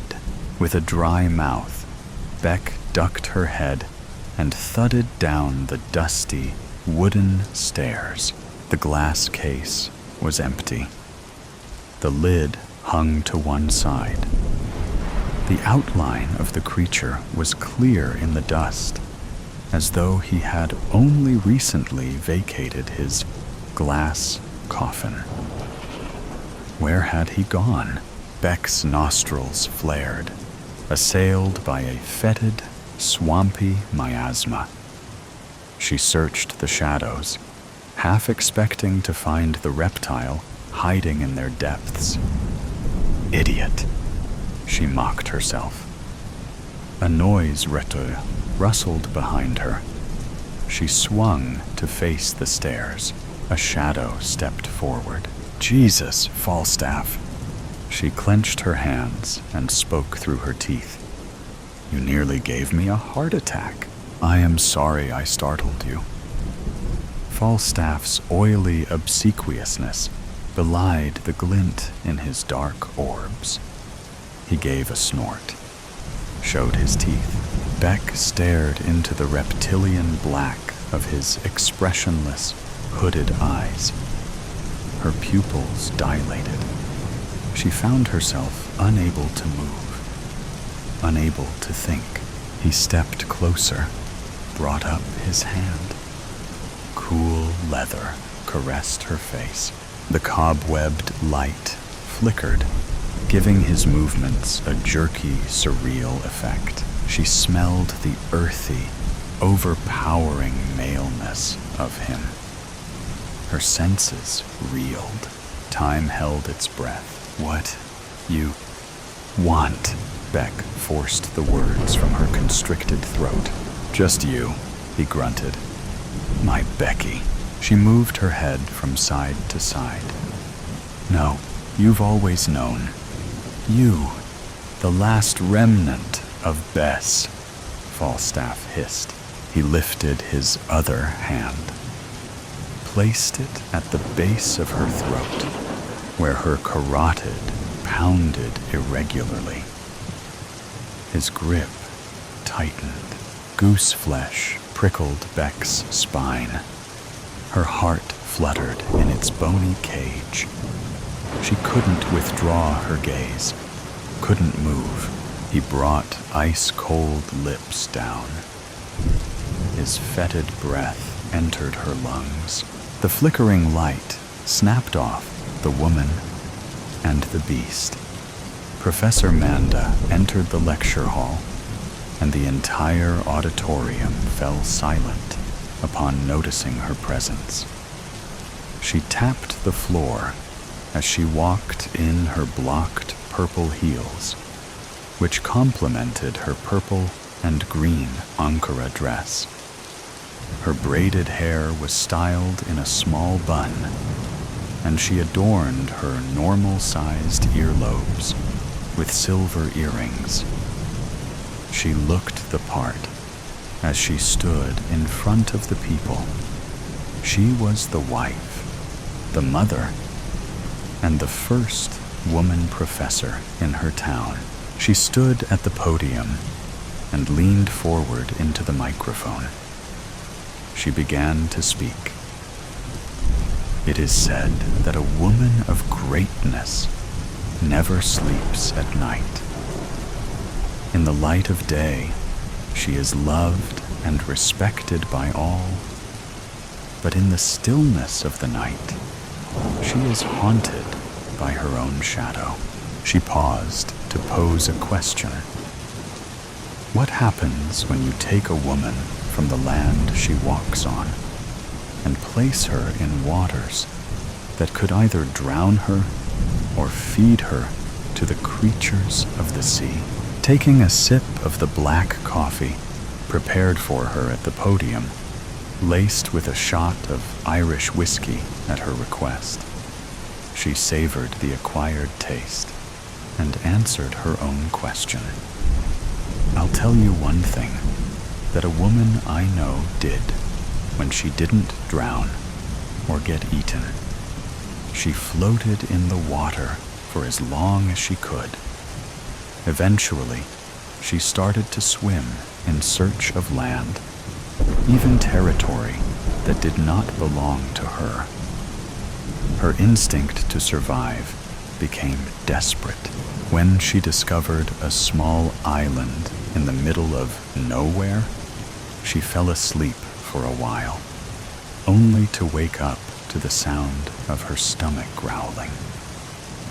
Her mouth was dry from a lack of water, and her body felt heavy since she hadn't eaten for days. Despite this, one thing grew stronger: a desperate need to survive at all costs. The water around her was calm, and while her body was weak, only her eyes showed signs of movement. She dived into the water and caught a large fish by its tail. The fish struggled for freedom, but she was too quick, pulling it out of the water, depriving it of air, and sinking her teeth into its flesh. Days passed, and her life began to change as she learned to survive in the wild. During the day, she enjoyed sleeping, but when the moon rose, her eyes shone brighter because it was time to feed. All the small animals glared at her, the heartless intruder who killed them with no mercy. She fed on their uncooked flesh and stored their remains in the cool ground under the trees. The woman destroyed the homes of other creatures to build her own, cutting down trees to make a house. She had crossed the line that separates humans from animals. She had become like one of them, another creature in the world struggling to survive. The heat of the sun and the cold rain had not killed her, Her body was shaped like steel. Her muscles bulged.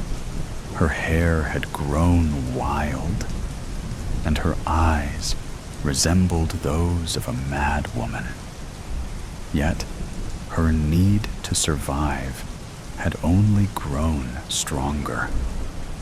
This need had driven her out of her own humanity and transformed her into a beast.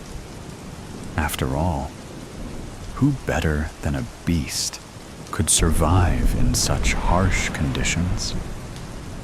With focus, the beast performed its tasks, replacing soft human hands with hard, strong ones.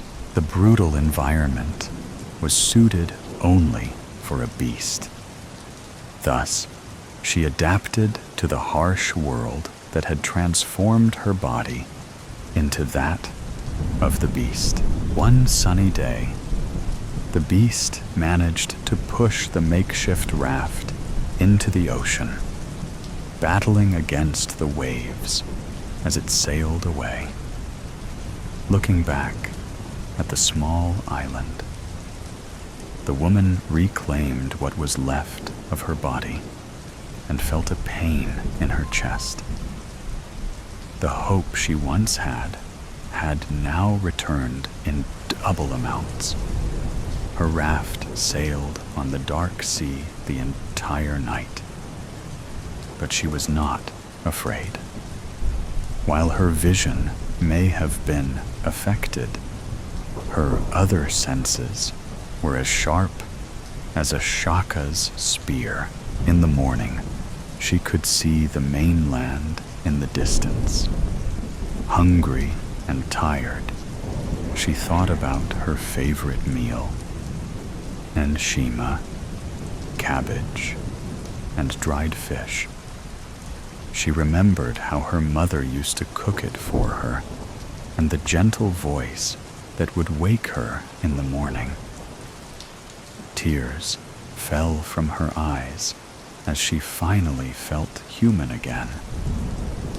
As she gazed at the mainland, she smiled and tried to scream, but her smile was crooked, and her scream was more of a whisper because the beast could neither smile nor scream.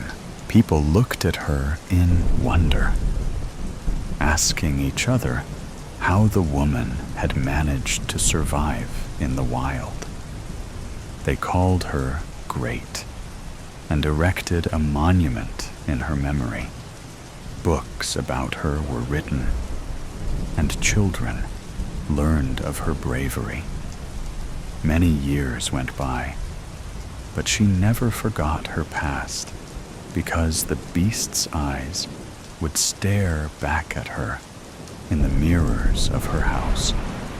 She couldn't accept the fact that without the beast, she wouldn't be alive. The audience was quiet, expecting more of an explanation from the professor's strange story. Then she cleared her throat and took another sip of her coffee. As the hot liquid went down her throat, she said shakily, "Only losers drown in earthly miseries or die by becoming a beast. Sometimes, just sometimes, one has to become a nightmare in order to live in her dreams. And with that comes the consequences of that decision." There was dead silence after that. Then, after a minute, a faint clap sparked the whole crowd to applaud and finally give her a standing ovation. Professor Manda walked to a covered figure and unveiled an erected statue of her at the entrance of the auditorium. Many students flocked to her to get their copies of her latest book signed. The day felt long, and she was thankful it had finally come to an end as she entered her house at midnight. She staggered to her children's bedroom and saw that they were sleeping. The coffee had done its job, making her feel tipsy. She entered her own room and was greeted by her husband's loud snoring. As she stepped further inside, she took off her earrings and placed them on her vanity table. However, when she looked up, she suddenly screamed at the reflection staring back at her. Confessions of the Wicked. Trigger warning.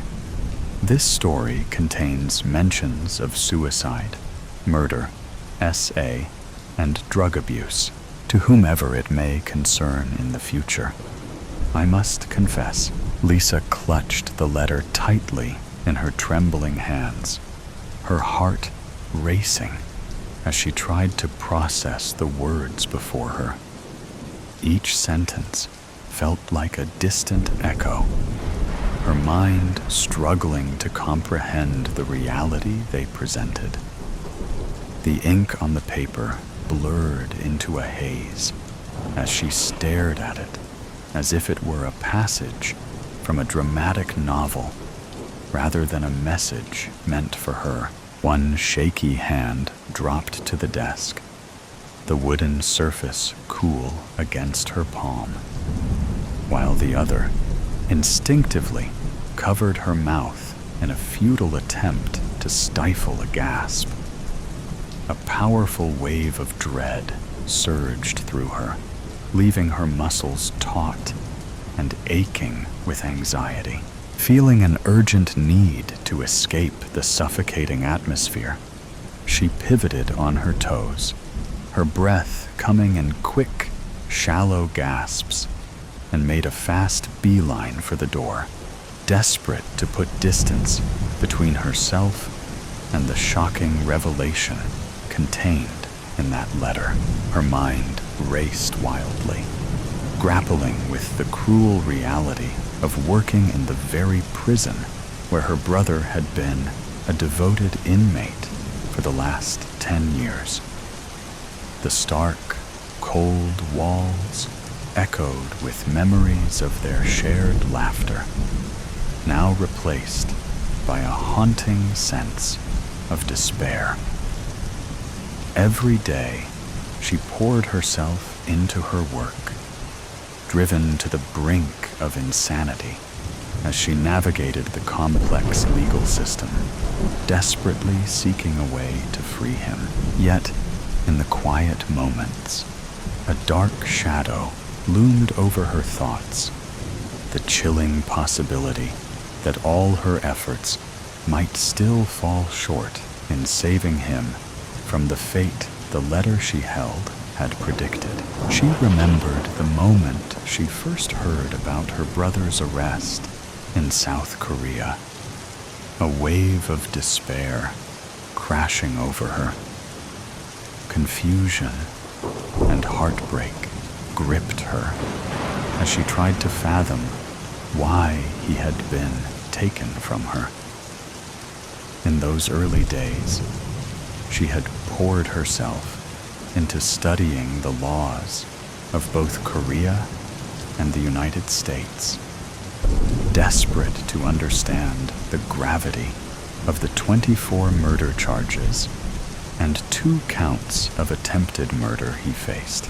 Late nights spent poring over legal texts had become her refuge, each page turning fueled by an unwavering determination to bring him back and piece together the chaos that had upended their lives. The murders occurred in the United States, which ultimately led Lisa's family to seek refuge in South Korea. They were fleeing the shadows cast by a chilling truth. Richard was a serial killer. Disturbingly, Lisa's parents were aware of Richard's dark nature long before the FBI uncovered his gruesome activities. He had confided in them, revealing his violent tendencies and chilling declaration that he would continue his spree regardless of the consequences, even if apprehended. Richard's descent into darkness began at a young age. When he was just 17, he was discovered covered in blood at a crime scene, a scene that would mark his third murder. This incident forced him to come clean about his heinous actions. Under pressure from law enforcement, Richard detailed each horrifying crime he committed, recounting events with a disturbing calmness, as if sharing mundane stories instead of the tragedies he inflicted. For Lisa's family, the awareness of his twisted mind and the violent past they were escaping only deepened the turmoil they felt in their new home. Their parents seriously thought about turning him into the police, but then they saw Lisa. How could they abandon their youngest? Their son had taken lives. It's infuriating to think they were so desperate to protect him that they convinced themselves he could get away with it, claiming self-defense. And if that failed, they had the audacity to believe he could plead insanity. It's maddening. They were determined not to let their family suffer the consequences of his monstrous actions. They had fought hard for their so-called American dream, and now they were willing to ignore the reality of murder just to keep it intact. I've committed some really questionable acts that I have come to wholeheartedly regret. Some may ask why I even did such a thing. The answer will always be that I do not know myself. You can call it an insatiable urge. Lisa stood before her brother's cell, her heart pounding in her chest as she fought to steady her breath. Each inhalation came in shaky increments, a desperate attempt to keep her presence unnoticed in the cold, dimly lit hallway. She searched for some sort of implication to give truth to that letter. All that was in the cell were her brother's two very active cellmates. They slept serenely, coddled up like children against the wall of their respective bunks. As she tightly gripped the cold metal bar of the cell, an electrifying tension filled the air, causing the inmates to stir in panic. It was as if a primal instinct had been awakened within them, leading them to believe they were suddenly thrust into a perilous struggle for survival.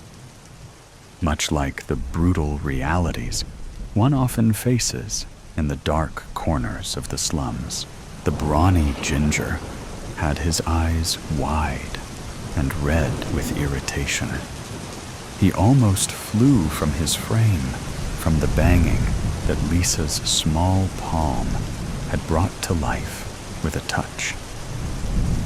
The other, smaller but still muscular, had softly turned himself over, almost unbothered by the verbal intrusion caused by the one female CO showing up at their block in the dead of night. There was only a lustful glare there.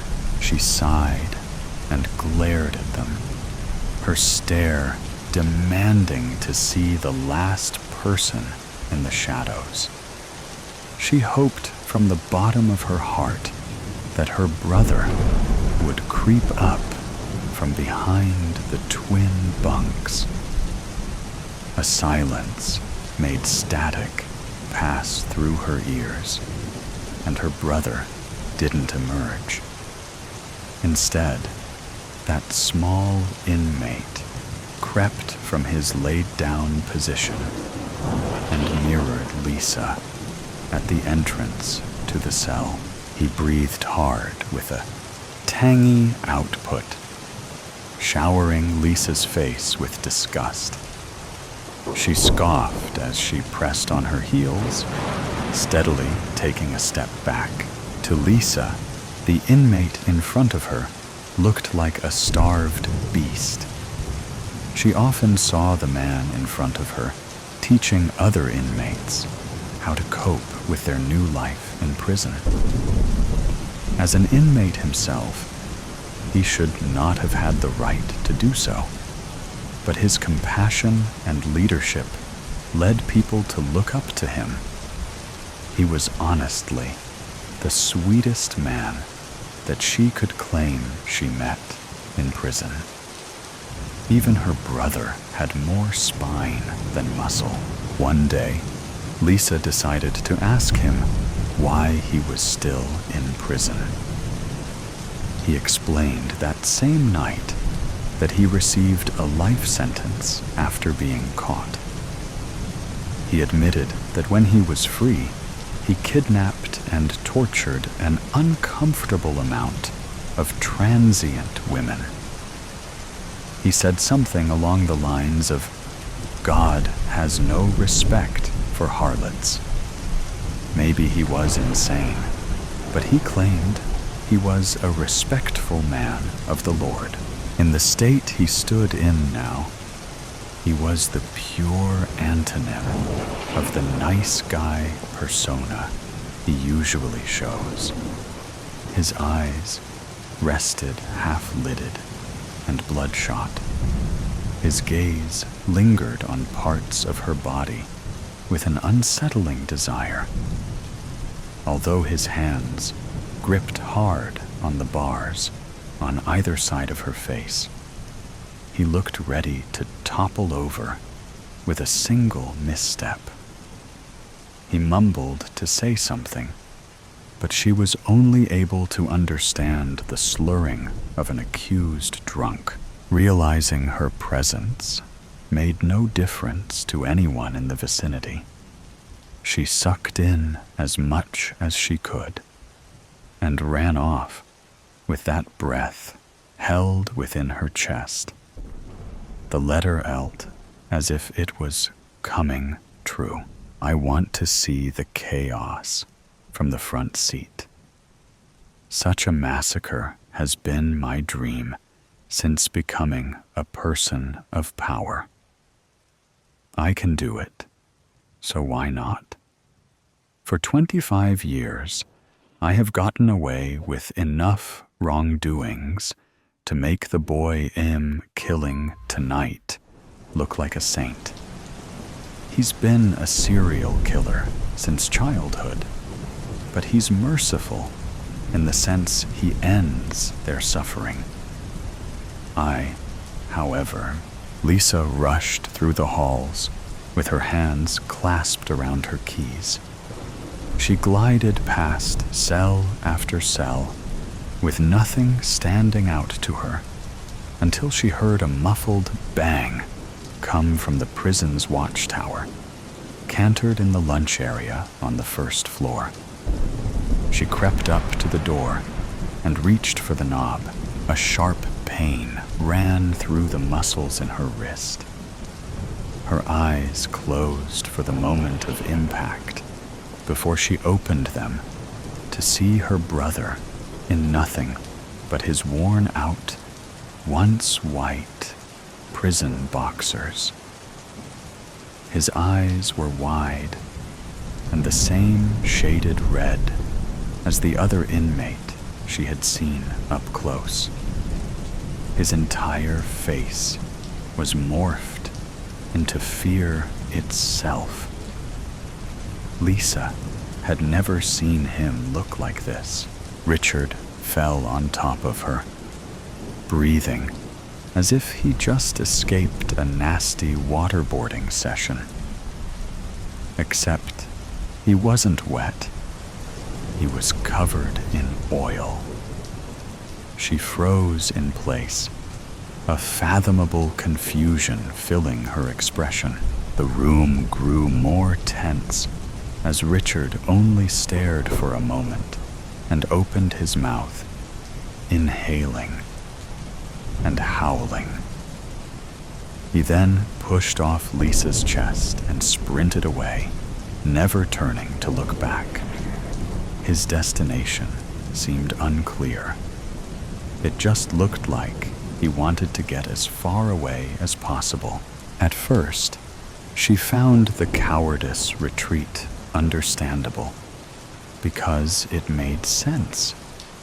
The only time a prisoner would get to enter the watchtower was if they were in trouble and about to receive some sort of punishment. My morals have morphed over the years. I'm not an old man going senile. I have come to embrace the cruelty I wish to inhabit, although I still recognize that this is wrong. I want to watch the hell burn from its core. I understand that this is an unforgivable madness.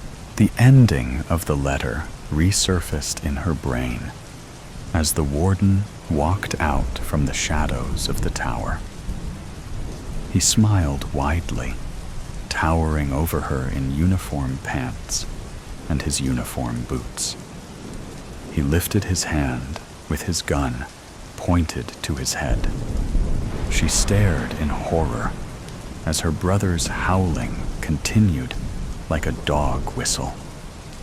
Before she could catch up with herself, the gun was fired and a bullet went straight through the warden's skull. So I write this letter to let you know that I will be taking my own life after have fun, and I take the boys. His body fell limp, and the alarms finally took away her silence. She stared at the body, and the next 4 hours of her life passed in a blur. She was taken into emergency care and treated for substance abuse, just like everyone else in the prison. Even though she had accidentally saved her brother's life that night, it was already too many deaths, too late. The world had already been spoon-fed the confession of the wicked. The silent car. Sarah slid through the closing subway doors, just in time, glancing through the windows of the platform, happy to be heading home. The soft chime alerted the passengers that the train was leaving her stop. She sunk into the closest seat, feeling the cold plastic chill her legs through her jeans, sighing as she rubbed at her tired eyes with her palms. It felt good to finally sit down after such a long day. Her body lurched gently as she was transported through the underground tunnel. She had a long ride, even with the trains running express after midnight, and all she wanted to do was sleep. Her usual routine involved reading books to stay awake on her commute home, but even holding her book felt like too much work tonight. The car was silent, but there were more people than she would have expected. There must have been some kind of event, because usually the only other people taking her subway this late at night were the kind that you had to worry about. But they looked like regular people, just a few stragglers making their way back home. Glancing around, she noticed the other passengers were were seated quietly, probably just as tired as her. Their eyes were fixed blankly ahead on the seat in front of them, or watching the dark, steady blur of the tunnel pass by outside of the train windows. Sarah settled in for the long ride, slumping deeper into her seat. She opened her book, staring intently at the first paragraph. She willed the comprehension of the words to come to her. But the words just looked like symbols, refusing to form meaning in her brain. Sarah sighed, closing her book again. She glanced up, making eye contact with a middle-aged woman across the row. Automatically, she turned her gaze away, but something felt off. The woman was still looking at her, gripping a handbag on her lap. Sarah snuck another peek, wondering what this lady's problem was. Her eyes were open, but she was staring past Sarah, at the space where she sat, motionless. Feeling uneasy, Sarah leaned forward slightly. Are you okay?" Sarah called out gently. The woman looked like a statue, not blinking or moving. Urgency cut through Sarah's tiredness. No response. Sarah felt her cheeks get hot, as she tended to flush red when she was nervous. This was weird. In a bad way. She turned to the next person she could see, finding a college-aged young man beside her. He wore baggy jeans and had a big pair of earphones around his neck. His eyes were fixed forward with the same vacant stare. Her voice shook now. "Hello?" A cold sweat flashed across the top of her lip. She swiped at it as she stood abruptly. The book that had been in her lap tumbled to the floor. Panicked, she made her way to the next person. She checked passenger after passenger, professionally dressed men and women, younger-looking students or interns, even a woman with a little dog on her lap. Horrified, she found that the dog was frozen too. She started with polite taps and a low voice, and built up to violently shaking shoulders, pleading for someone to just say or do anything. She dreaded the same look on every face, present yet utterly absent. The lights were all on, but no one was home. The subway hit a turn, and Sarah was propelled sideways. She grabbed a rail, gripping the cool metal and using it to help her keep her balance as she rushed to the end of the car. She shot a hand out for the door handle that connected her car to the next one. Her stomach dropped as the handle refused to budge. Locked. She pounded on the glass, but the next car appeared equally motionless. The train lights flickered, and for a brief moment, she could not see as the car was plunged into darkness. She held her breath as her heart hammered against her ribs, threatening to jump out of her chest and escape. When the lights returned, her skin crawled with dread. Every passenger was now standing perfectly still, staring directly at her. She backed against the door, her mind spiraling.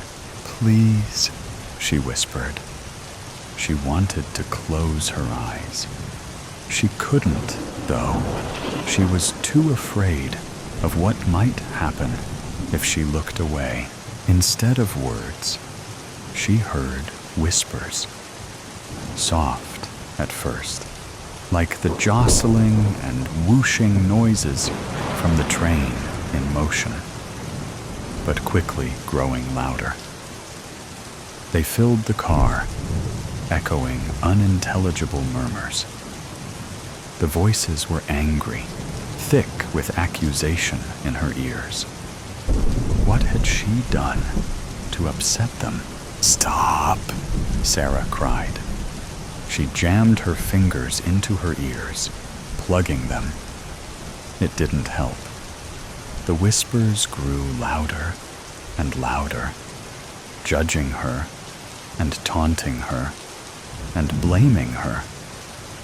For what? Suddenly, the subway jolted sharply to the right, knocking her off balance. Sarah fell.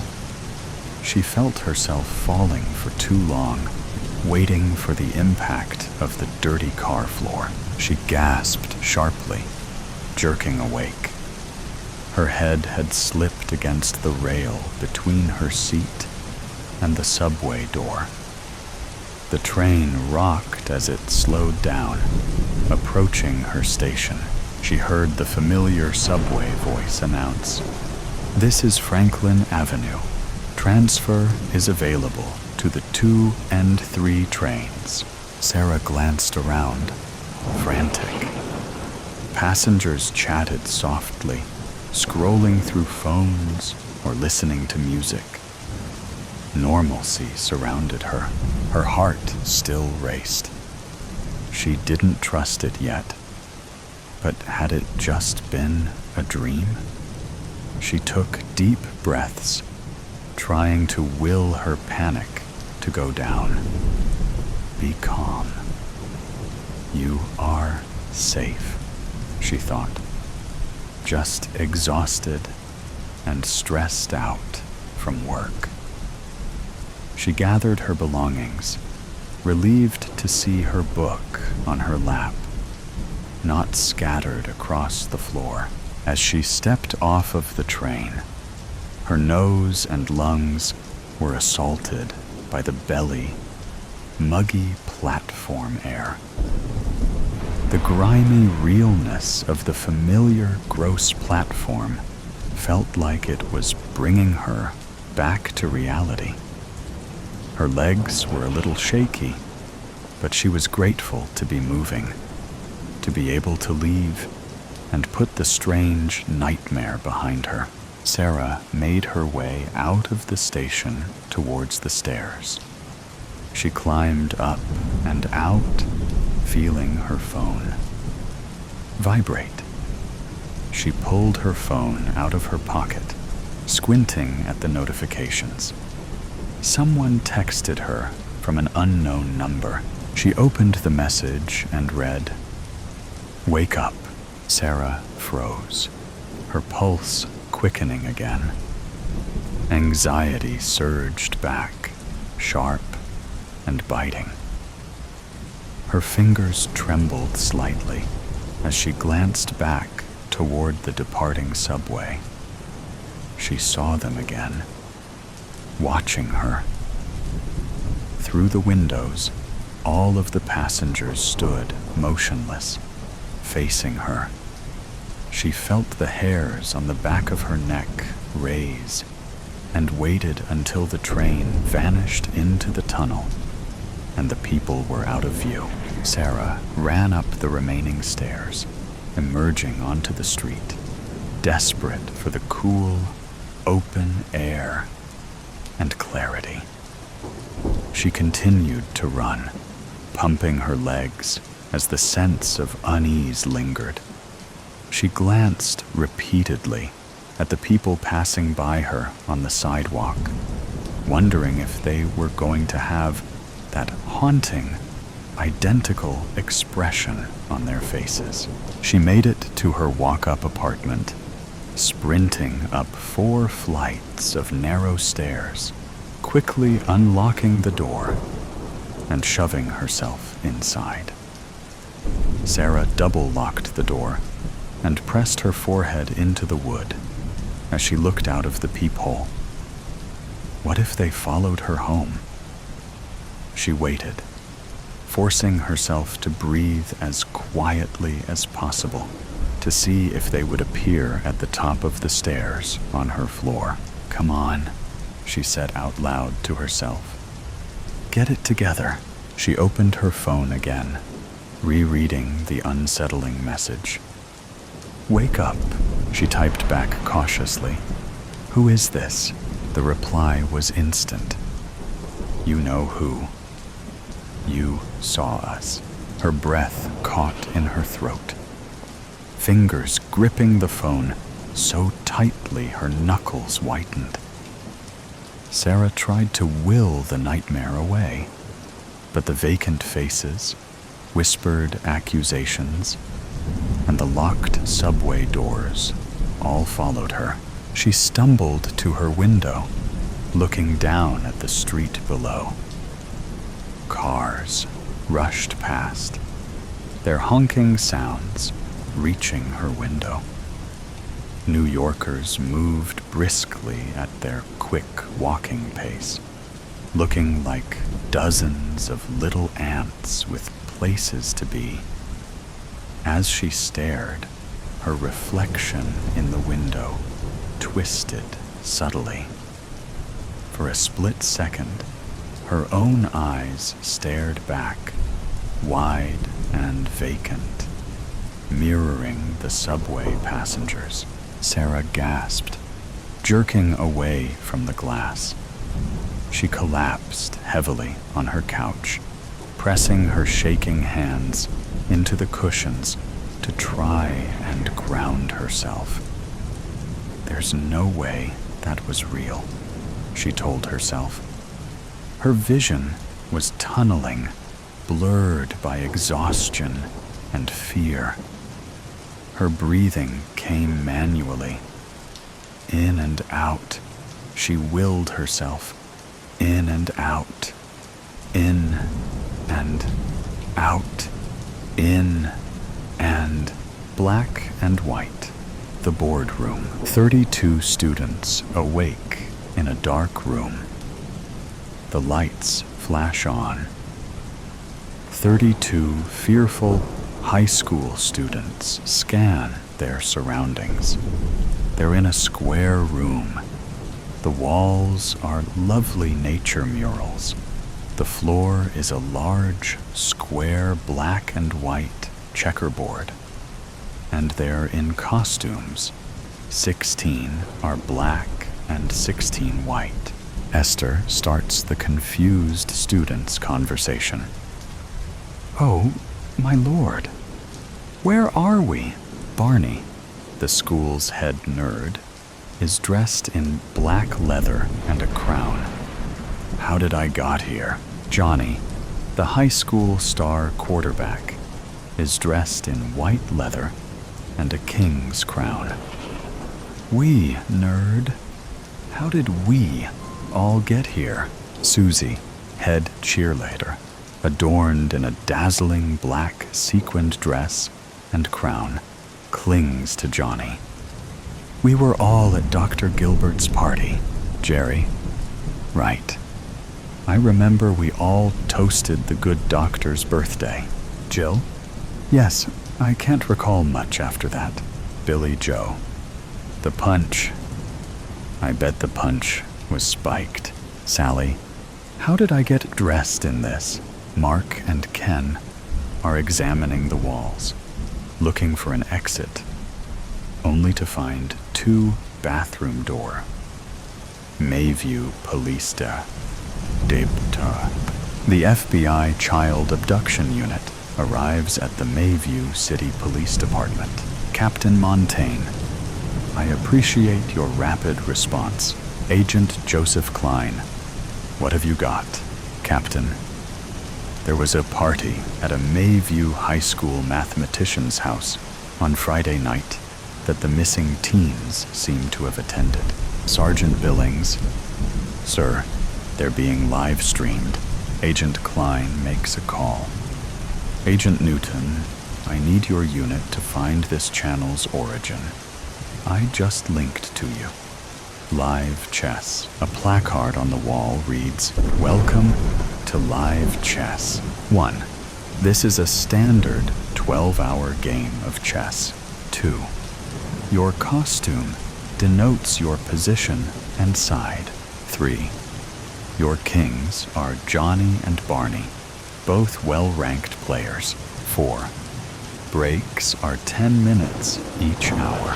The teams are quiet momentarily as they read, then break into a confusing garble of voices until Ben, a well-known school bully, yells, Shut up, all of you. They do. He continues, Who the hell you think you are? I will knock your teeth out. A loud crack sounds out. Ben collapses and slides down a wall onto the floor. Blood oozes from his mouth. Screams fill the room. A door opens, and in walks another student, Henry. A masked man drags Ben back inside the door, then closes it. Henry, what the hell is going on? Overhead, a voice breaks in. I'm the director and judge.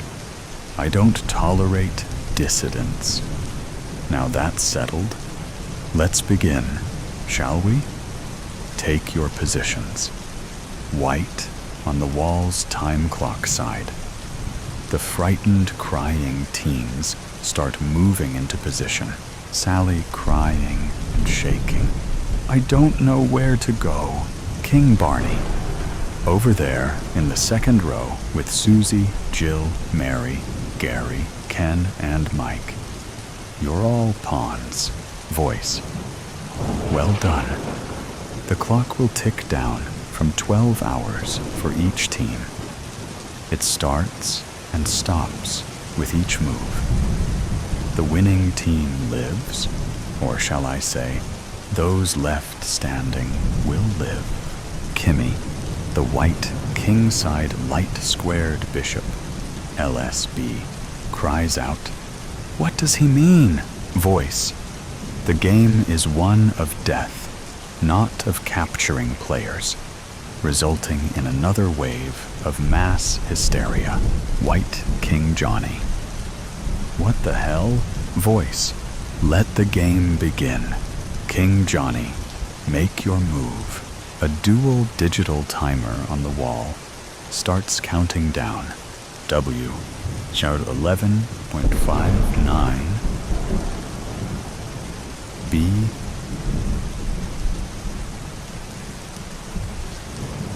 Opening. Johnny, the HS quarterback, confused and shaking, instantly decides pawn to E4.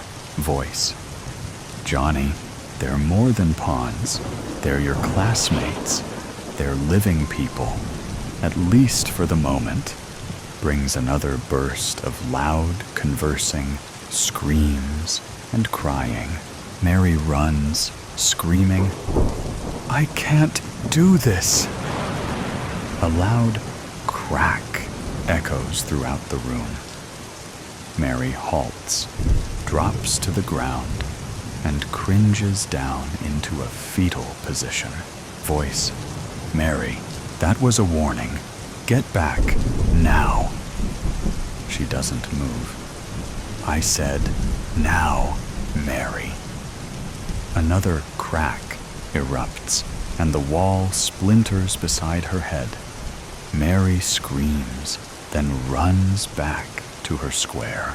Johnny, G, Gary, move to the E4 square. Gary, W, where's that? Johnny, 2 squares in front of you. The white one. Gary steps up to the center of the board. Barney, C5. Elizabeth, move up 2 squares. She quickly responds. That's right, the dark square. Voice. Very good. See how easy it is to play and obey. Johnny, you're up. Johnny, knight to f3. Henry, do you play? Henry, yes. Susie, Sally, excuse me, please. And he moves up 2 and over 1 square, as knights do. Barney, knight to c6. Sarah, move behind Elizabeth on the white square. Johnny, Billy, you're our light squared bishop. Step in front of me to e2. be2. Strategy. Barney, may I ask a question? Voice, of course. Your clock is ticking. Barney, if we capture a piece, what happens to the player? Voice, again. It's not a capture game. It is a game of life and death. Barney, the person dies? Voice, I think you know the answer. Black King Barney. Barney, what happens if there is a checkmate without any captures? Voice, the winning team walks away. The losing team, well, they don't. Barney, can we huddle? Voice, 2 heads are better than 1. Barney, everyone who plays chess, raise your hand. The black team's bishops, Tamer and Samuel, the knights, Michael and Sarah, and 1 rook, Matthew, raise their hands along with 3 pawns, Eve, Miriam, and Luke. Barney, okay, let's huddle and discuss our next move. No one moves. Voice, you can converse during your move. The bishops and knights slowly and hesitantly walk over to Barney. Barney, how you doing? Tamar, tears flowing. Scared shitless, of course. The others nod in agreement. Barney, I didn't want to talk about the move. I know the best move with Johnny's Sicilian defense. I want to discuss strategy.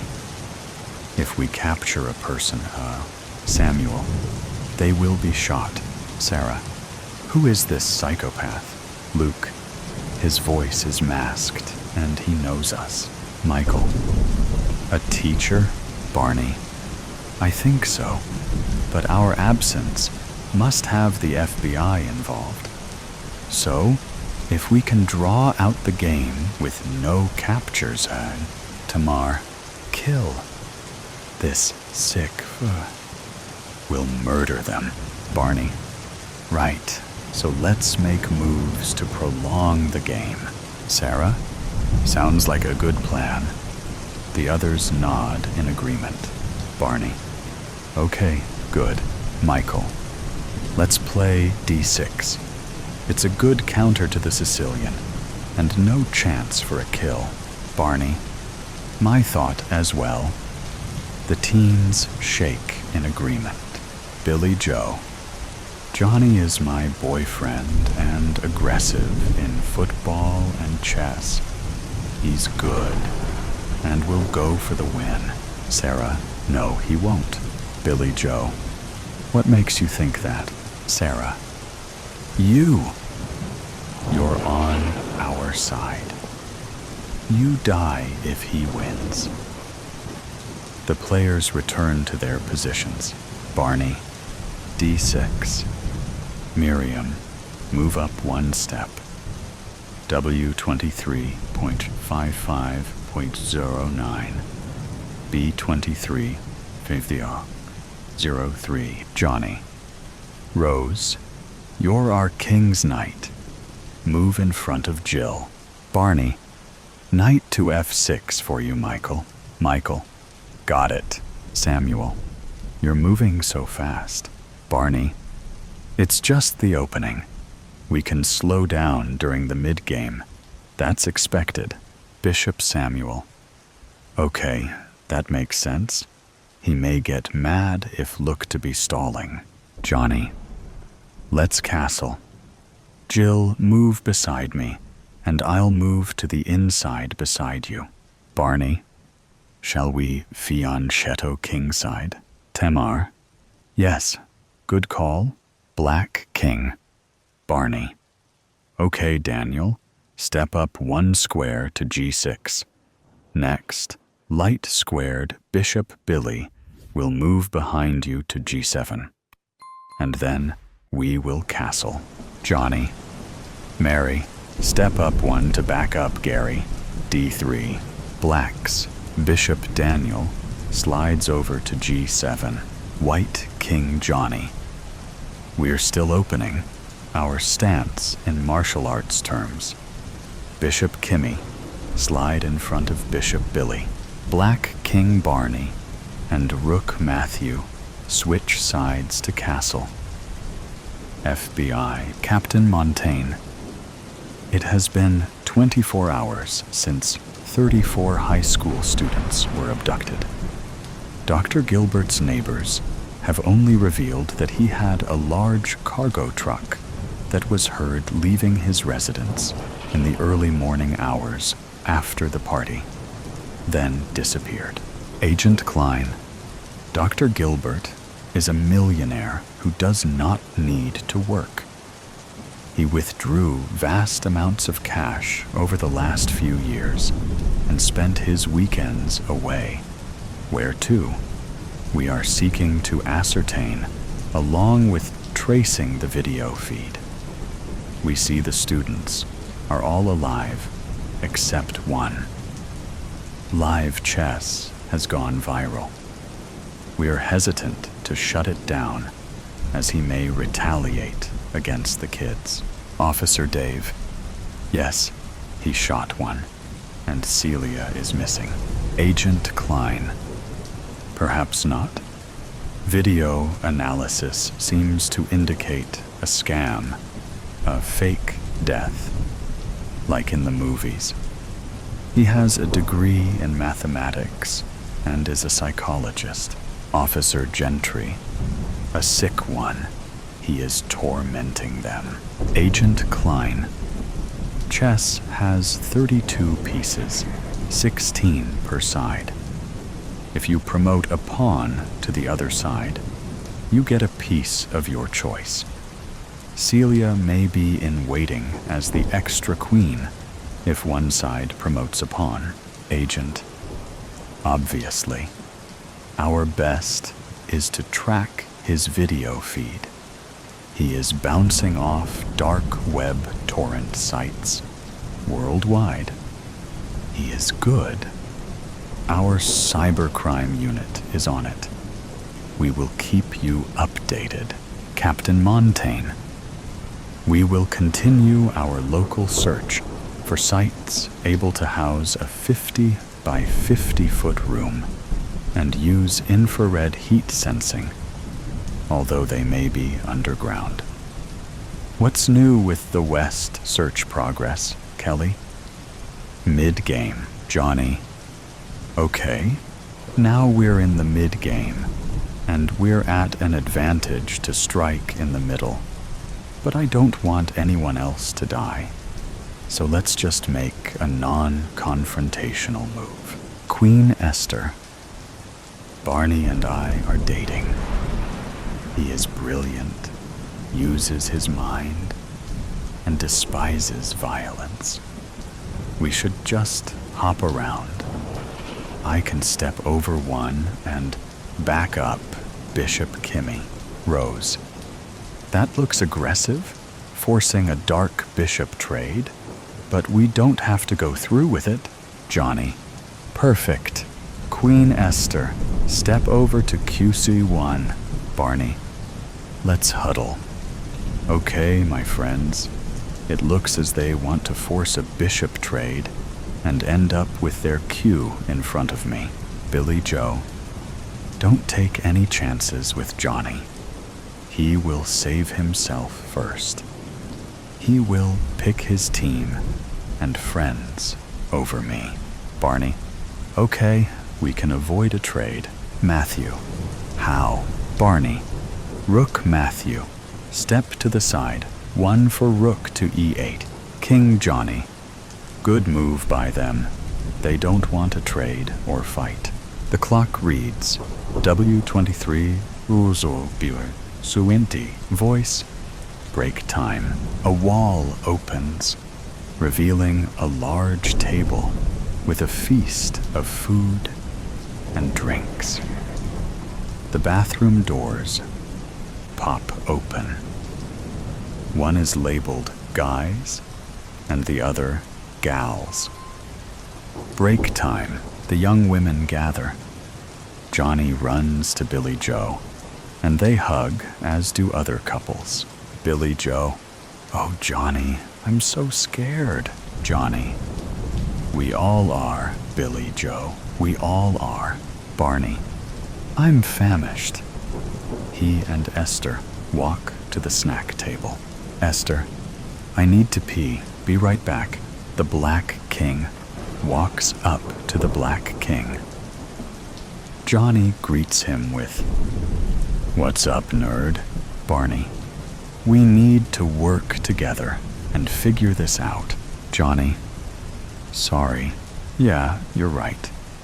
What do you have in mind? He takes the last bite of a hot dog. Barney, if we make a capture, the person dies. Johnny, right. So, we need to move around, keep the game going. Barney, that's logical, but I'm sure he thought of that. Johnny, all we can do is try. Barney, perhaps the cops will find us. Johnny, the FBI is hunting for us. Barney, right. So let us keep the game going till time runs out. Johnny, okay. We need not to let any side run out their clock. Esther, how do we do that? Billy Joe, make our moves on 10-minute intervals. Johnny, perfect. Barney, that's 6 moves per hour times 24 hours, which comes out to 120 moves each. Esther, let's make them 15 minutes. Barney, I agree. That way we maximize the game length. Esther, watch the clock and pray the FBI finds us. Upstairs, Dr. Gilbert smiles. Breaks over. Back to your positions. King Johnny, your move. Johnny, hey, Barney. Barney, yeah, Johnny. I'm really sorry. And I know I can speak for my football team.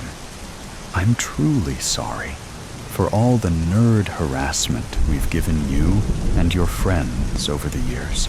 Barney, ah, heck. Water under the bridge, Johnny. Let's just get through this and let bygones be bygones. The two smile and walk to their sides of the board, both holding back tears to move to lose scenario. The Black and White Kings and their teams continue the game, making move after move, without players attacking other players. After the 90th move, and with only a few hours left, Dr. Gilbert, whose name was still unknown to the students and video stream audience, finally spoke. Voice, well, you all have been having fun, right? I'm not stupid, you know. I have been building and planning this game for years. Do you all realize that if this game ends in a draw or stalemate, in other words, when the clock runs out and no kills have been made, do you realize both teams lose? Do you understand what happens to the losers? Barney, no one goes home? Voice, correct. Johnny, What happens if one person is sacrificed? Voice. The team losing the piece loses. If there's a recapture, piece value decides. Break time. It's pizza. VOL.16, VOL.1609. The exhausted teens had stopped crying many long hours ago. Their mood devolved into hopelessness. Most feel numb. Their conversation was replaced with inward personal reflection. Life before this horrid weekend. Football game fun and laughs. Moments with their friends, their loves, and their families. Upon this new revelation, a lose-lose scenario where at least half will die. The crying and severe depression returned as their end was near. The physically, mentally, and emotionally exhausted teens collapse on the checkered floor and devour 16 large pizzas. Billy Joe, so much for our stalemate plan. We're screwed. Now what are we going to do? Barney, someone needs to be sacrificed for the rest of us? Esther, no, it's not that simple. Henry, she's right. One sacrifice means the losing team. All of them don't make it home. Billy Joe, Lordy, what are we going to do? Johnny, flip a coin. The loser takes a hit. It doesn't matter who dies first, as all 16 will be sacrificed. Barney flips. Johnny guesses wrong. Henry, I'll do it.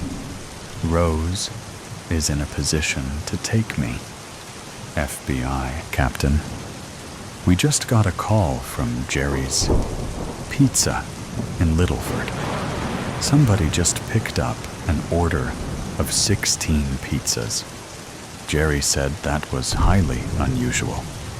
We're running the license plate run now. Agent Klein, get the SWAT team in the chopper. Sergeant Newton, Captain, we have an address. End game. W000-100, B00010, Billy Joe. Time to make the call, Barney. Barney, I can't. Billy Joe, tears in her eyes. I know. It is either half of us or all of us. Barney, Rose, walk over to Henry's Square. Rose, tears flowing. No, I won't be able to live with myself. Billy Joe, none of us will. Rose, none of us. Barney, angered, we'll all forever be haunted. Night Rose slowly moves up 2 squares, over one, and steps into Henry's Square. Oh, Henry, I'm so sorry. Henry, Rose, I volunteered. You're not to blame.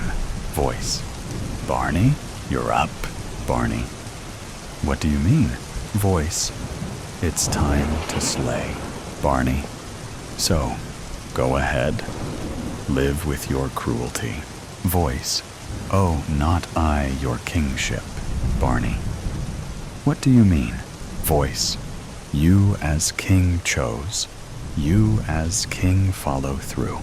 Barney, I will not murder. Voice, you may have Rose perform the deed. Barney, I will not. Voice, do you choose a draw? Barney, help everyone. What do I do? Voice, tick, tick, tick. Barney, let's vote. A team vote. Voice, ah, a king chooses democracy. How noble. Barney, those in favor of a draw walk to the other team. Those who want me to murder Henry and everyone on their side dies. Remain here. The room, filled with stunned, angered, and crying teens, suddenly turns into a loud, confusing uproar. Miriam breaks the hysteria, yelling out, "Quiet, everyone, please." The room quiets. Miriam, well known for her environmental protests, continues, "I say, all of us. Personally, I could not live with myself, knowing I chose to be part of a murder. To murder any of you. I suggest we all join hands and refuse to put up with this madman's sick game any longer." Gary, "No way. We don't all have to die, only half." Sally takes Gary in her arms and hugs him. He struggles and then collapses, crying. Quiet mumbling now fills the room. Matthew takes Miriam's hand into his, followed by Rose, until finally 32 teens sit in the middle of a sizable black and white game board. Some have been friends since early childhood, some lovers, some enemies, for various reasons that seem silly now. 32 colored teens, white, yellow, red, black, and brown, sit quietly, looking around at their peers' multi-ethnic faces. They are emotionally spent, feeling their common humanity and finding comfort in each other. Dr. Gilbert sits upstairs, smiling. Millions worldwide are fixed on their screens, devices streaming live chess, awaiting the endgame finale. Breaking news: 34 students who recently went missing were found this morning after millions worldwide watched in horror.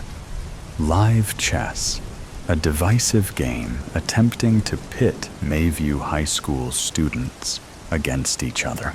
The teens, previously at odds with each other, joined forces to devise various strategies.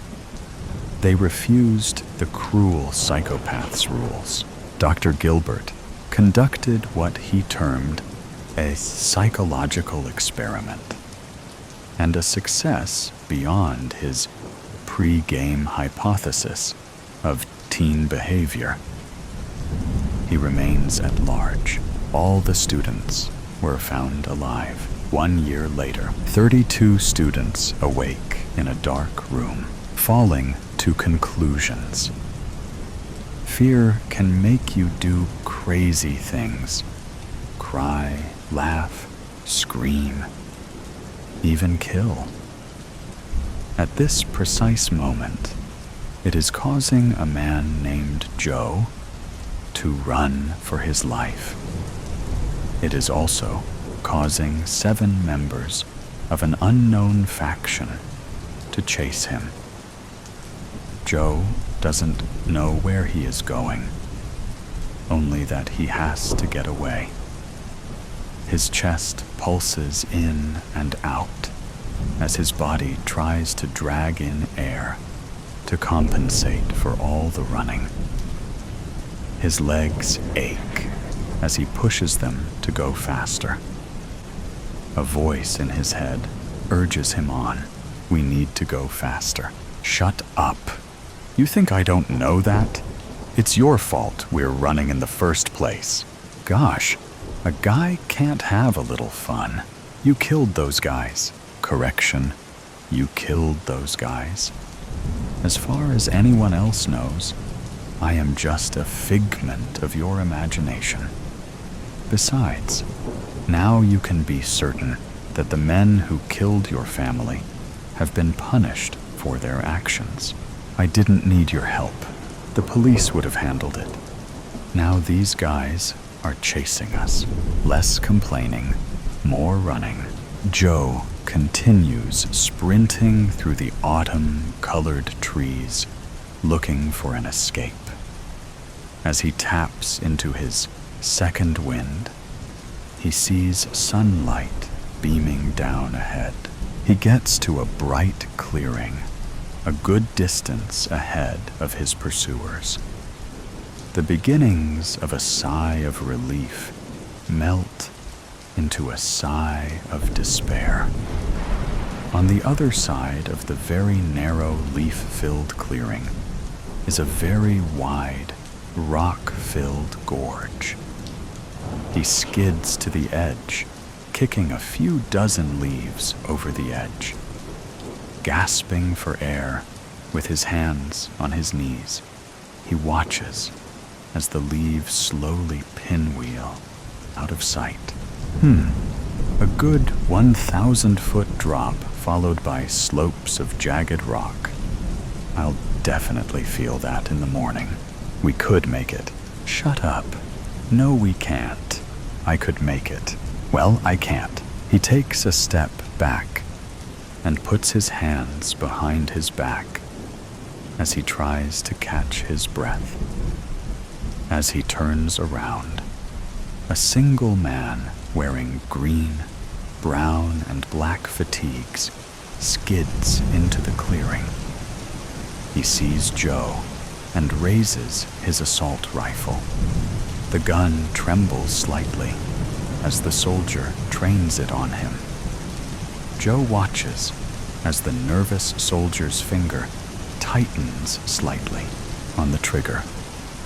A single bead of sweat slides down the soldier's forehead as he begins to talk. We're gonna need you to come with us. I'm afraid I can't do that. That's right. Tell him. We aren't going anywhere with him. Puh, please, we're not gonna hurt you. I find that hard to believe. If I remember correctly, you guys were shooting at me not too long ago. Come on. There's only one of him. We can take him. We just want to talk to you. Do some tests. Ask some questions. What if you don't like what you hear?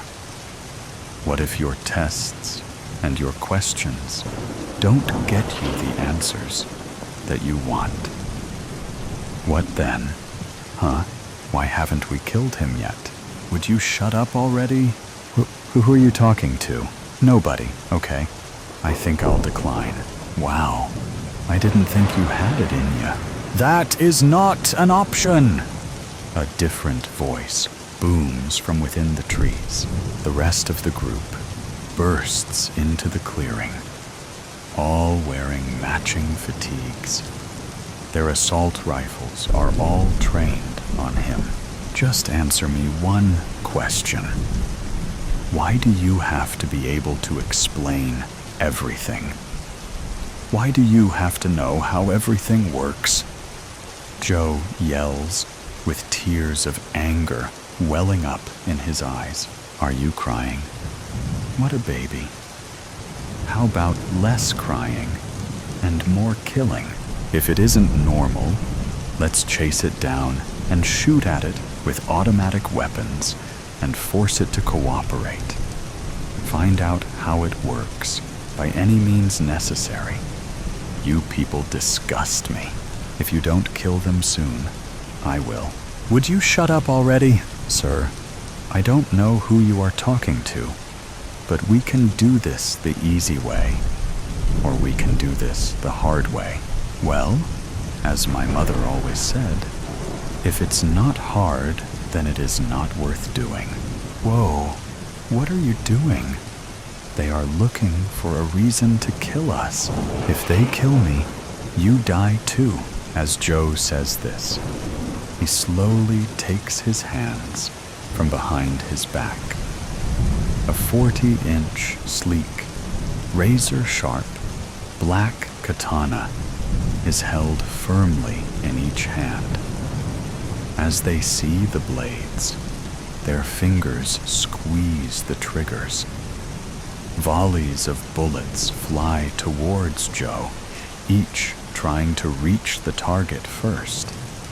His swords move lightning fast as he takes into account where on his body they are aiming and tries to deflect as many bullets as possible.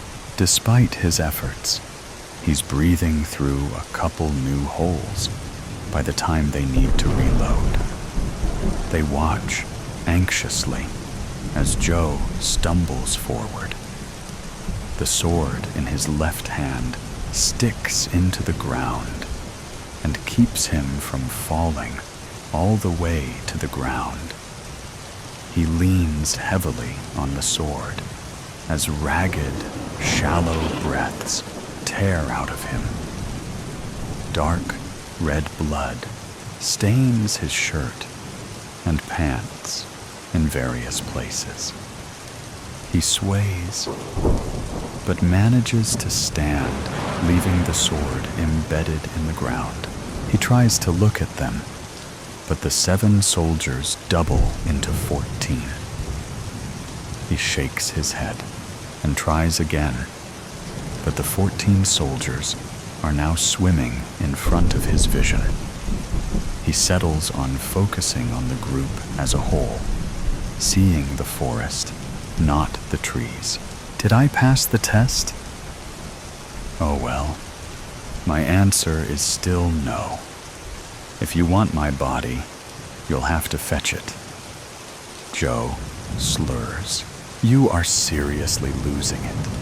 You are going to get us killed. No, don't! Joe spreads his arms and falls backwards off of the cliff. The soldiers dash to the edge and see him falling. He watches as the edge of the cliff and their faces shrink away from him. The wind whips his clothes wildly as it accelerates past him.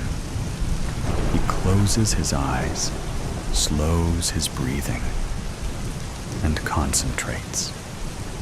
Suddenly, the sound of the wind slows and then stops. He opens his eyes and sees that he is now floating in mid-air. A faint glow and a quiet hum emanates from his left hand. He looks down and sees that about 5 feet under him is one particularly sharp shard of black rock that would have ended up right through his chest. He also notices that his vision has blacked out on the edge. Something was wrong. What did you do? I took over. It's obvious that you were on a suicide mission with that little stunt you pulled. I did too much work to get this body to just let you destroy us like this. He contemplates his grisly death for a second before reorienting himself. Using the power from his hands, he zooms back up towards the cliff edge. His head pops up over the ridge as the 7 soldiers are leaving the clearing.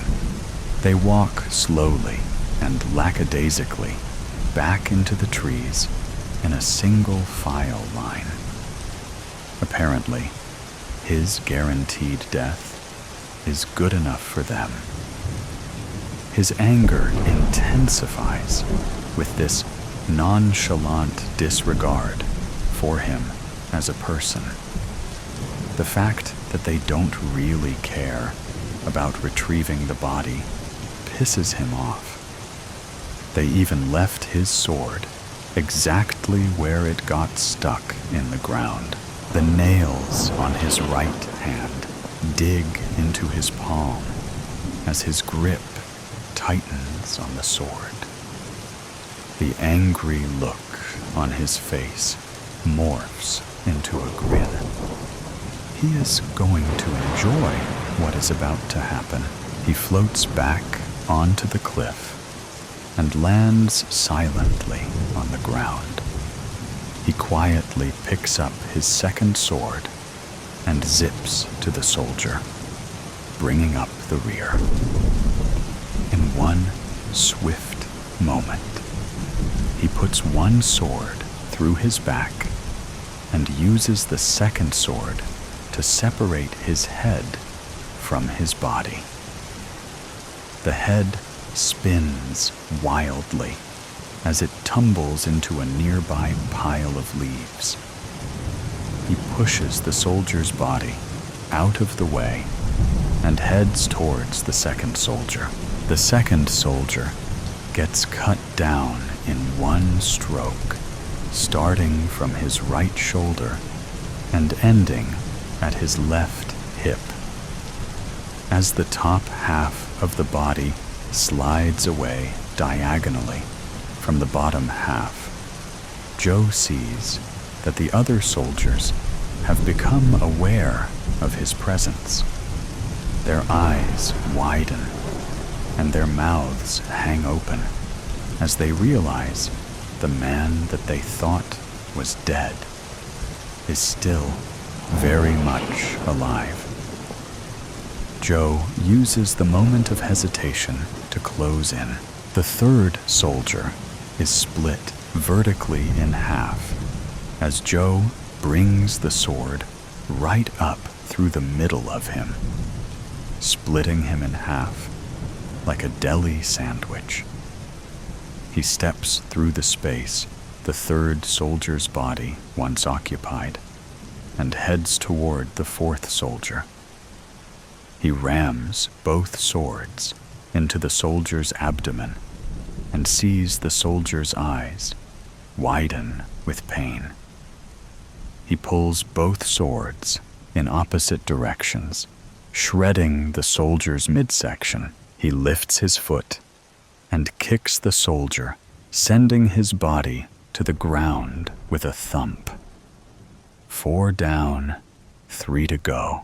The remaining 3 soldiers spread out and raise their assault rifles.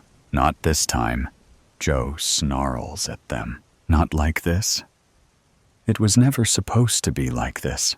He spins the swords one time in his hands as he steps over the fourth soldier's quickly cooling body. Raising the swords in his hands, he throws them at the 2 outside soldiers. Both soldiers are struck between the eyes before they even get off a shot.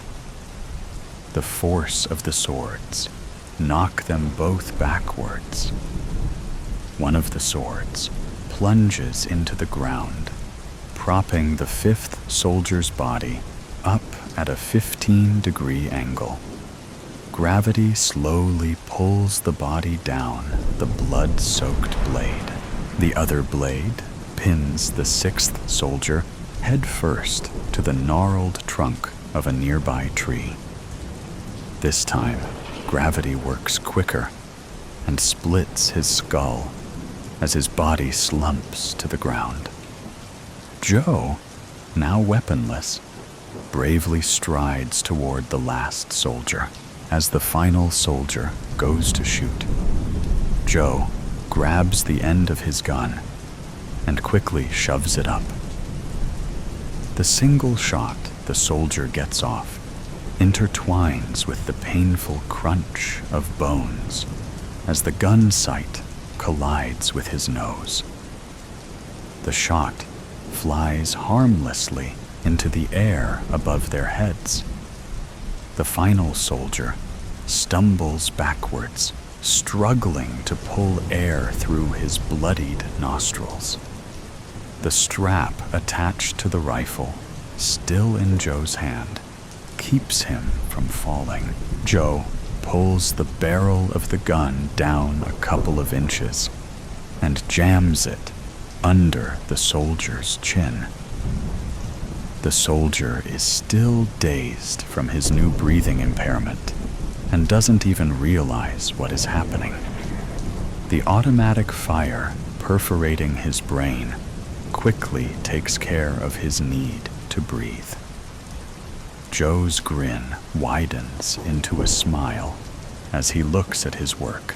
They were right to fear me, Joe thinks to himself. Not like this. He prepares to go retrieve his swords when a mysterious pain stops him in his tracks. His head feels like it is about to split open. He slams his eyes shut, trying to not pass out. When he reopens his eyes, all he can see is a bright orange light. He blinks a couple times and realizes that he is on his back, staring up at the setting sun. He looks down and sees a sharp, blood-stained rock protruding from his stomach, looking like a blood volcano just sprouted out of his chest. His mind struggles to come to terms with what has just happened, but his eviscerated midsection makes it hard. He tries to speak, but all that comes out of his mouth is a splatter of blood. It was all in his mind. No miraculous survival, no sweet revenge, no daring escape. Just a terrified man sprawled, broken and bloodied, at the bottom of a rocky gorge. He lived his life in fear, and it was this fear that eventually drove him to his death. At least the voice in his head is finally quiet. His gasping breaths slow, as the last thing he sees is the sun slipping beneath the horizon. Fear can make you do crazy things. Laugh, scream, even kill. Right about now, it was the last thought that crossed Joe's mind as his brain seeped out of his shattered skull. Shadow, hounds, endless void out the window.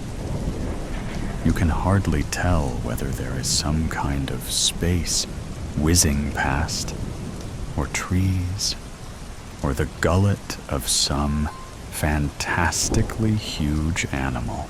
Being able to see the stars helps, but the roof of the car keeps getting in the way. The landscape keeps shifting from open to covered. You think you remember Mom saying you would be driving through some forest soon. You can't sleep. Days in the car, and everything is stiff and sore. A few more hours, they say, like they mean it. I mean, you knew it would be a long trip. Cross country is a long way to go. But staring out a small window at passing scenery that largely doesn't change from state to state is mind-numbingly boring. A flicker in the corner of your eye, but you know better than to turn your head. You might be tired, 3/4 asleep, but you know you aren't seeing things. Your heart speeds up. Your breaths quicken. You strain your peripheral vision to get a better idea of what is running alongside the car. Again, always at night, especially in the darkest places. A nightmare of sleek muscles, open, panting jaws, and long legs ending in what looks like razor-sharp claws, all ebony black, invisible if you looked at it dead on. No discerning features in the blackness. Nothing you could pinpoint to show someone else the demon dogs running next to the car. And yes, dogs. Sometimes it was just one. And how you know it's the same one all the time, you'll never be able to tell. Other times, there are several. Considering their color and tendency to sort of bleed or ooze over each other, it's impossible to tell exactly how many there are at times. They run constantly beside the car, seeming to brush up against it at times. They don't make any noise. You can't tell if they are physical things, though the fact no one else sees them and they disappear in any light says something. Their slavering jaws drip, though it doesn't smear on the glass, nor does their breath fog the windows. They just are. Nothing about them really screams menace, despite how they look. They don't pay attention to the occupants of the car much, don't seem to notice when you try to avoid their eyes. They run, eyes forward, coursing into the night with you. Suddenly, you see one dart off the road into the darker shadows under the trees. The others gather closer to the car, seeming to close ranks and become more alert as they run. You strain your eyes in the darkness, trying to pierce the void of the deepest shadows.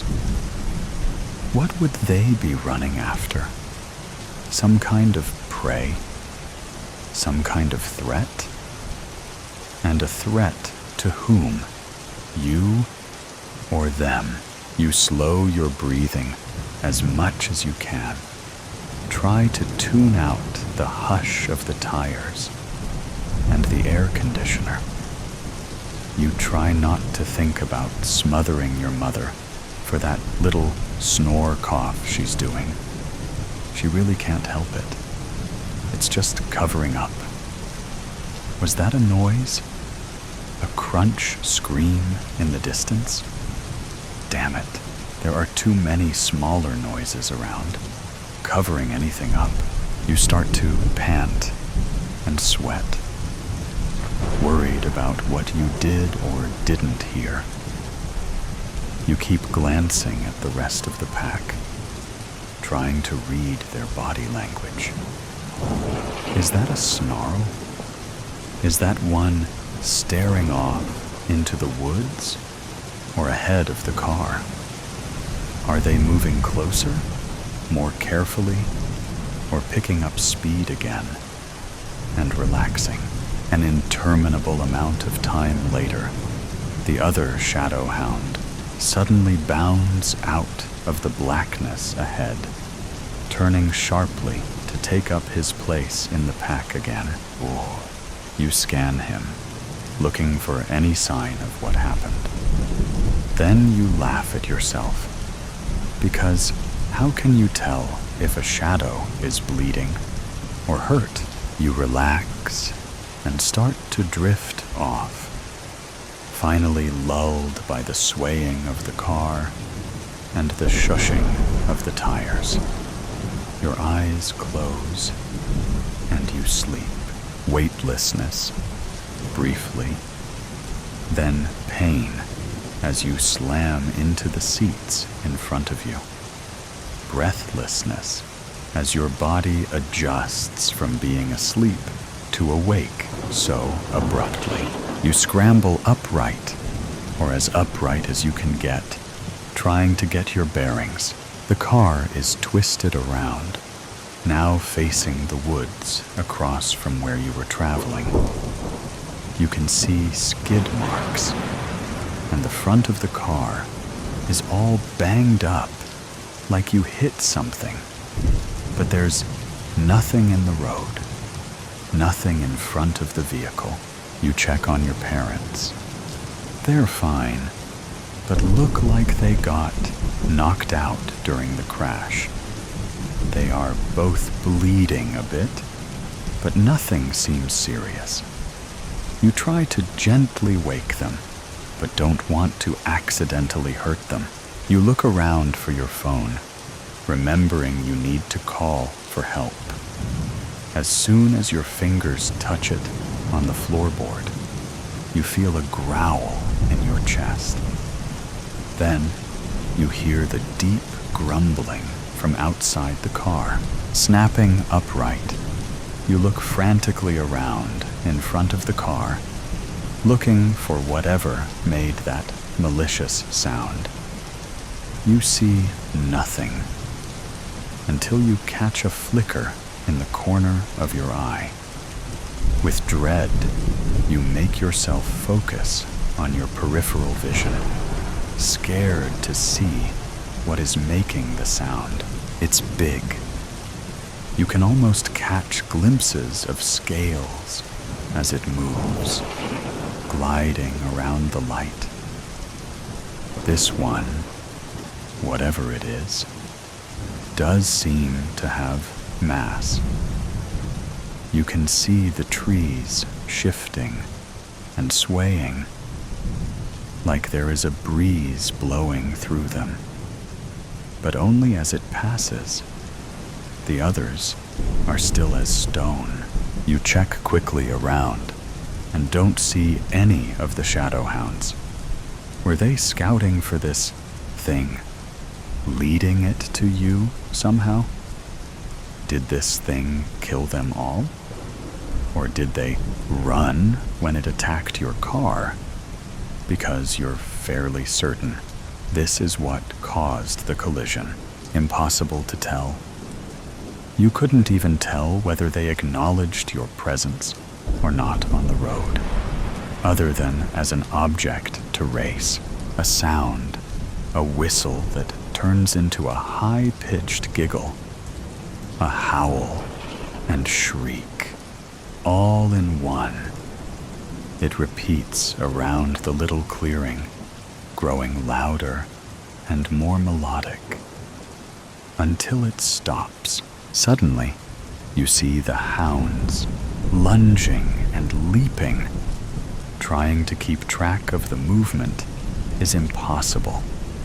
You can only catch tiny fragments of glimpses from the corners of your eyes, but you can hear the yips and snarls, the sound of impact from the tussle. Eventually, there is a deeper, pain-filled snarl that rends the air, then crashing and banging through the trees as the high-pitched howl shriek begins again. This time, sounding triumphant, you sit there, breathing slowly as you strain to listen. A huff at the window, a brush of almost fur against that side of the car. You slide your eyes that way to see as much as you can out of the corner. The biggest hound, the one you consider the leader of the pack, stares back at you and slowly blinks. He nods, and you nod back, grateful for the protection. Your parents start to stir and moan, and you remember your phone. You look down to dial 911 and glance back around you as you start to talk to the operator. You can see the pack out there, taking up a defensive perimeter. You sigh and relax, knowing you are safe from any more dangerous shadows. The Alpha stands to the side, taking up an outer perimeter watch. He looks back at the car, knowing that soon it will be time to bond with his mage. She's almost ready. The attack tonight was proof of that. But she is strong. She did not panic, did not scream. She trusted them. He knows they will have a strong bond. He grins fiercely, showing all of his teeth. Yes, they will work nicely together. What she left behind.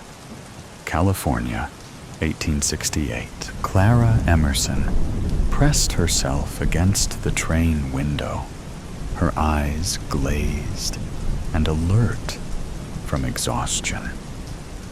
She stretched out her aching legs, revealing her muddy shoes that poked out from underneath the hem of her dress.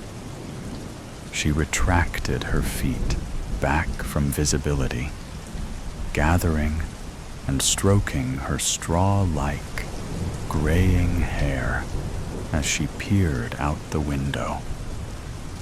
Clara glanced to see if anyone was watching her. Only a handful of people sat behind her, none of which were looking in her direction. No, I'm safe. She drew in a deep breath, steadying herself. But unease coiled in her chest and churned in her belly. Turning in her seat, she lowered her gaze to the small diamond band on her finger. Sunlight caught in its facets, scattering tiny prisms across her skin. For just a moment, she marveled at its beauty. Clara looked up and locked eyes with a man several seats ahead, clean-shaven, with thin-framed spectacles perched on his nose. The man stared at her with a hollow, unreadable expression. Her pulse kicked. How long had he been watching her without her noticing? Her skin went buh and clammy, like a predator spotting easy prey. The man rose from his seat and approached her, not breaking eye contact once. Clara's stiffened in her seat as the man approached. "Go away. May I sit? I have a long journey ahead of me, and I could sure use the company," he said to her. "No." Of course, the man sat down across from her. His eyes remained on her, almost as if they were boring into her very soul. "Didn't anyone tell you it's rude to stare?" she asked him, hoping that illuminating his behavior would cause him to cease. But it did not. "Forgive me, ma'am. It's just, you look so familiar. Do we know each other, perhaps?" "No, I don't recall your face. You must be mistaken." "No, I think we do know each other." Why won't he quit? "Where are you from?" "I'm not going to tell you that. You haven't even told me who you are." "Ah, how foolish of me. My name is Simon Klein." He leaned forward, extending his hand to her. He sat back down and continued to stare at her, expectantly this time. Clara sighed, brushing a strand of hair out of her face. "I'm Elaine. Elaine Whitmore. Elaine. I would have taken you for an Alice or Charlotte or Clara." Clara froze in her seat, her eyes wide and her palms sweaty.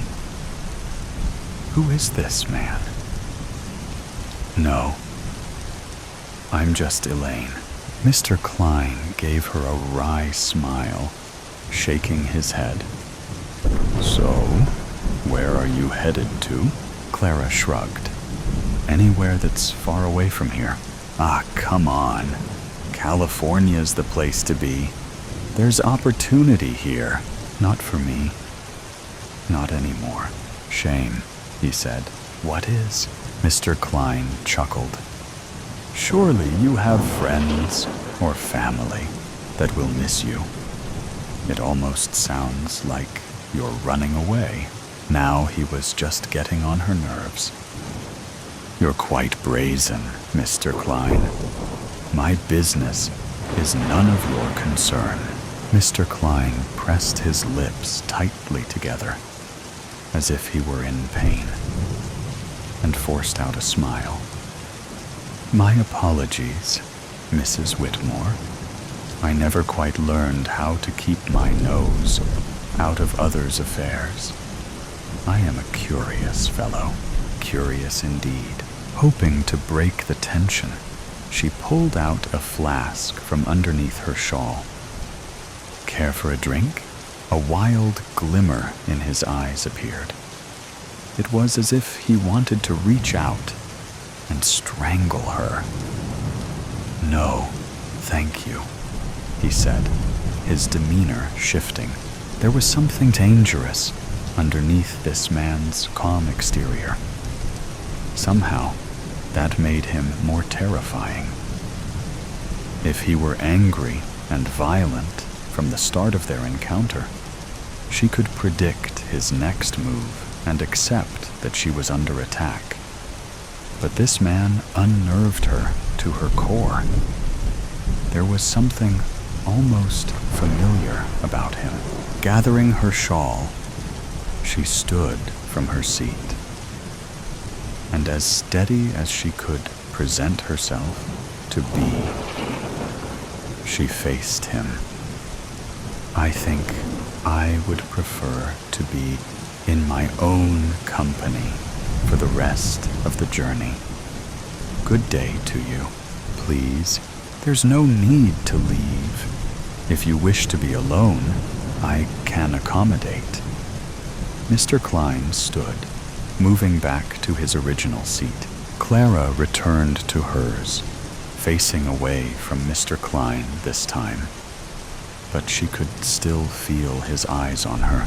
She waited until the train had passed a dilapidated old shack close to the tracks before rising from her seat and creeping her way down toward the caboose.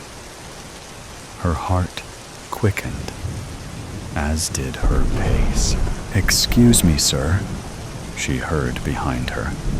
Sucking in a breath, she chanced a glance behind her, locking eyes with Mr. Klein, who was trailing close behind her. He did not smile this time at her. His eyes were cold and focused on her intently, like before. But there was a rage in those eyes, a bloodlust, in fact. She didn't think twice this time, turning and running down the aisle like a mad woman. She stumbled through the empty train carts, praying an escape plan would present itself to her before he reached her. But there wasn't enough time, and there was nowhere left to run. "I'm trapped." She looked out the back window and considered the tracks. Maybe she could jump. Maybe. She might still have a chance. The door behind Clara creaked open. She spun around to see Mr. Klein reaching into his coat pocket, revealing a silver pistol. She backed away slowly, keeping her eyes trained on Mr. Klein, if that even was his name, and she pressed herself against the back door of the caboose. He pointed the barrel at her. Rage oozed out from beneath the calm, collected persona he performed earlier. His hand trembled, but he remained in control of himself for the moment. Clara trembled, terrified of what he would do to her. "What do you want from me? Why are you following me?" "I saw you," Mr. Klein said. I saw what you did to my sister that night, whatever she planned on saying to him. The words fell empty in her mouth. This is it. It's over. What? You thought no one saw you sneak out of her house in the dead of night? And I find my sister dead in her home? No, that's a lie. I would never harm anyone. I'm a good woman. How do you sleep at night? He said, his finger twitchy on the trigger. I know it was you who did it. No sooner had I returned from my hunting trip, I see you sneaking out of her house like some rat. She was dead when I found her. Please, have mercy on me. I would never do such a thing. Liar. Mr. Klein drew closer. She fumbled for the handle behind her, desperate for escape. Her weight against the door caused it to swing open, landing her on her back. She held her hands over her head to shield herself. Why? He cried. Why did you do it? Tell me! A shrill, raspy whistle emanated from the front of the train, distracting Mr. Klein for the briefest moment. Clara seized the opportunity and kicked Mr. Klein in the shin, dropping him to his knees. He screamed, clutching his leg as the gun clattered next to him.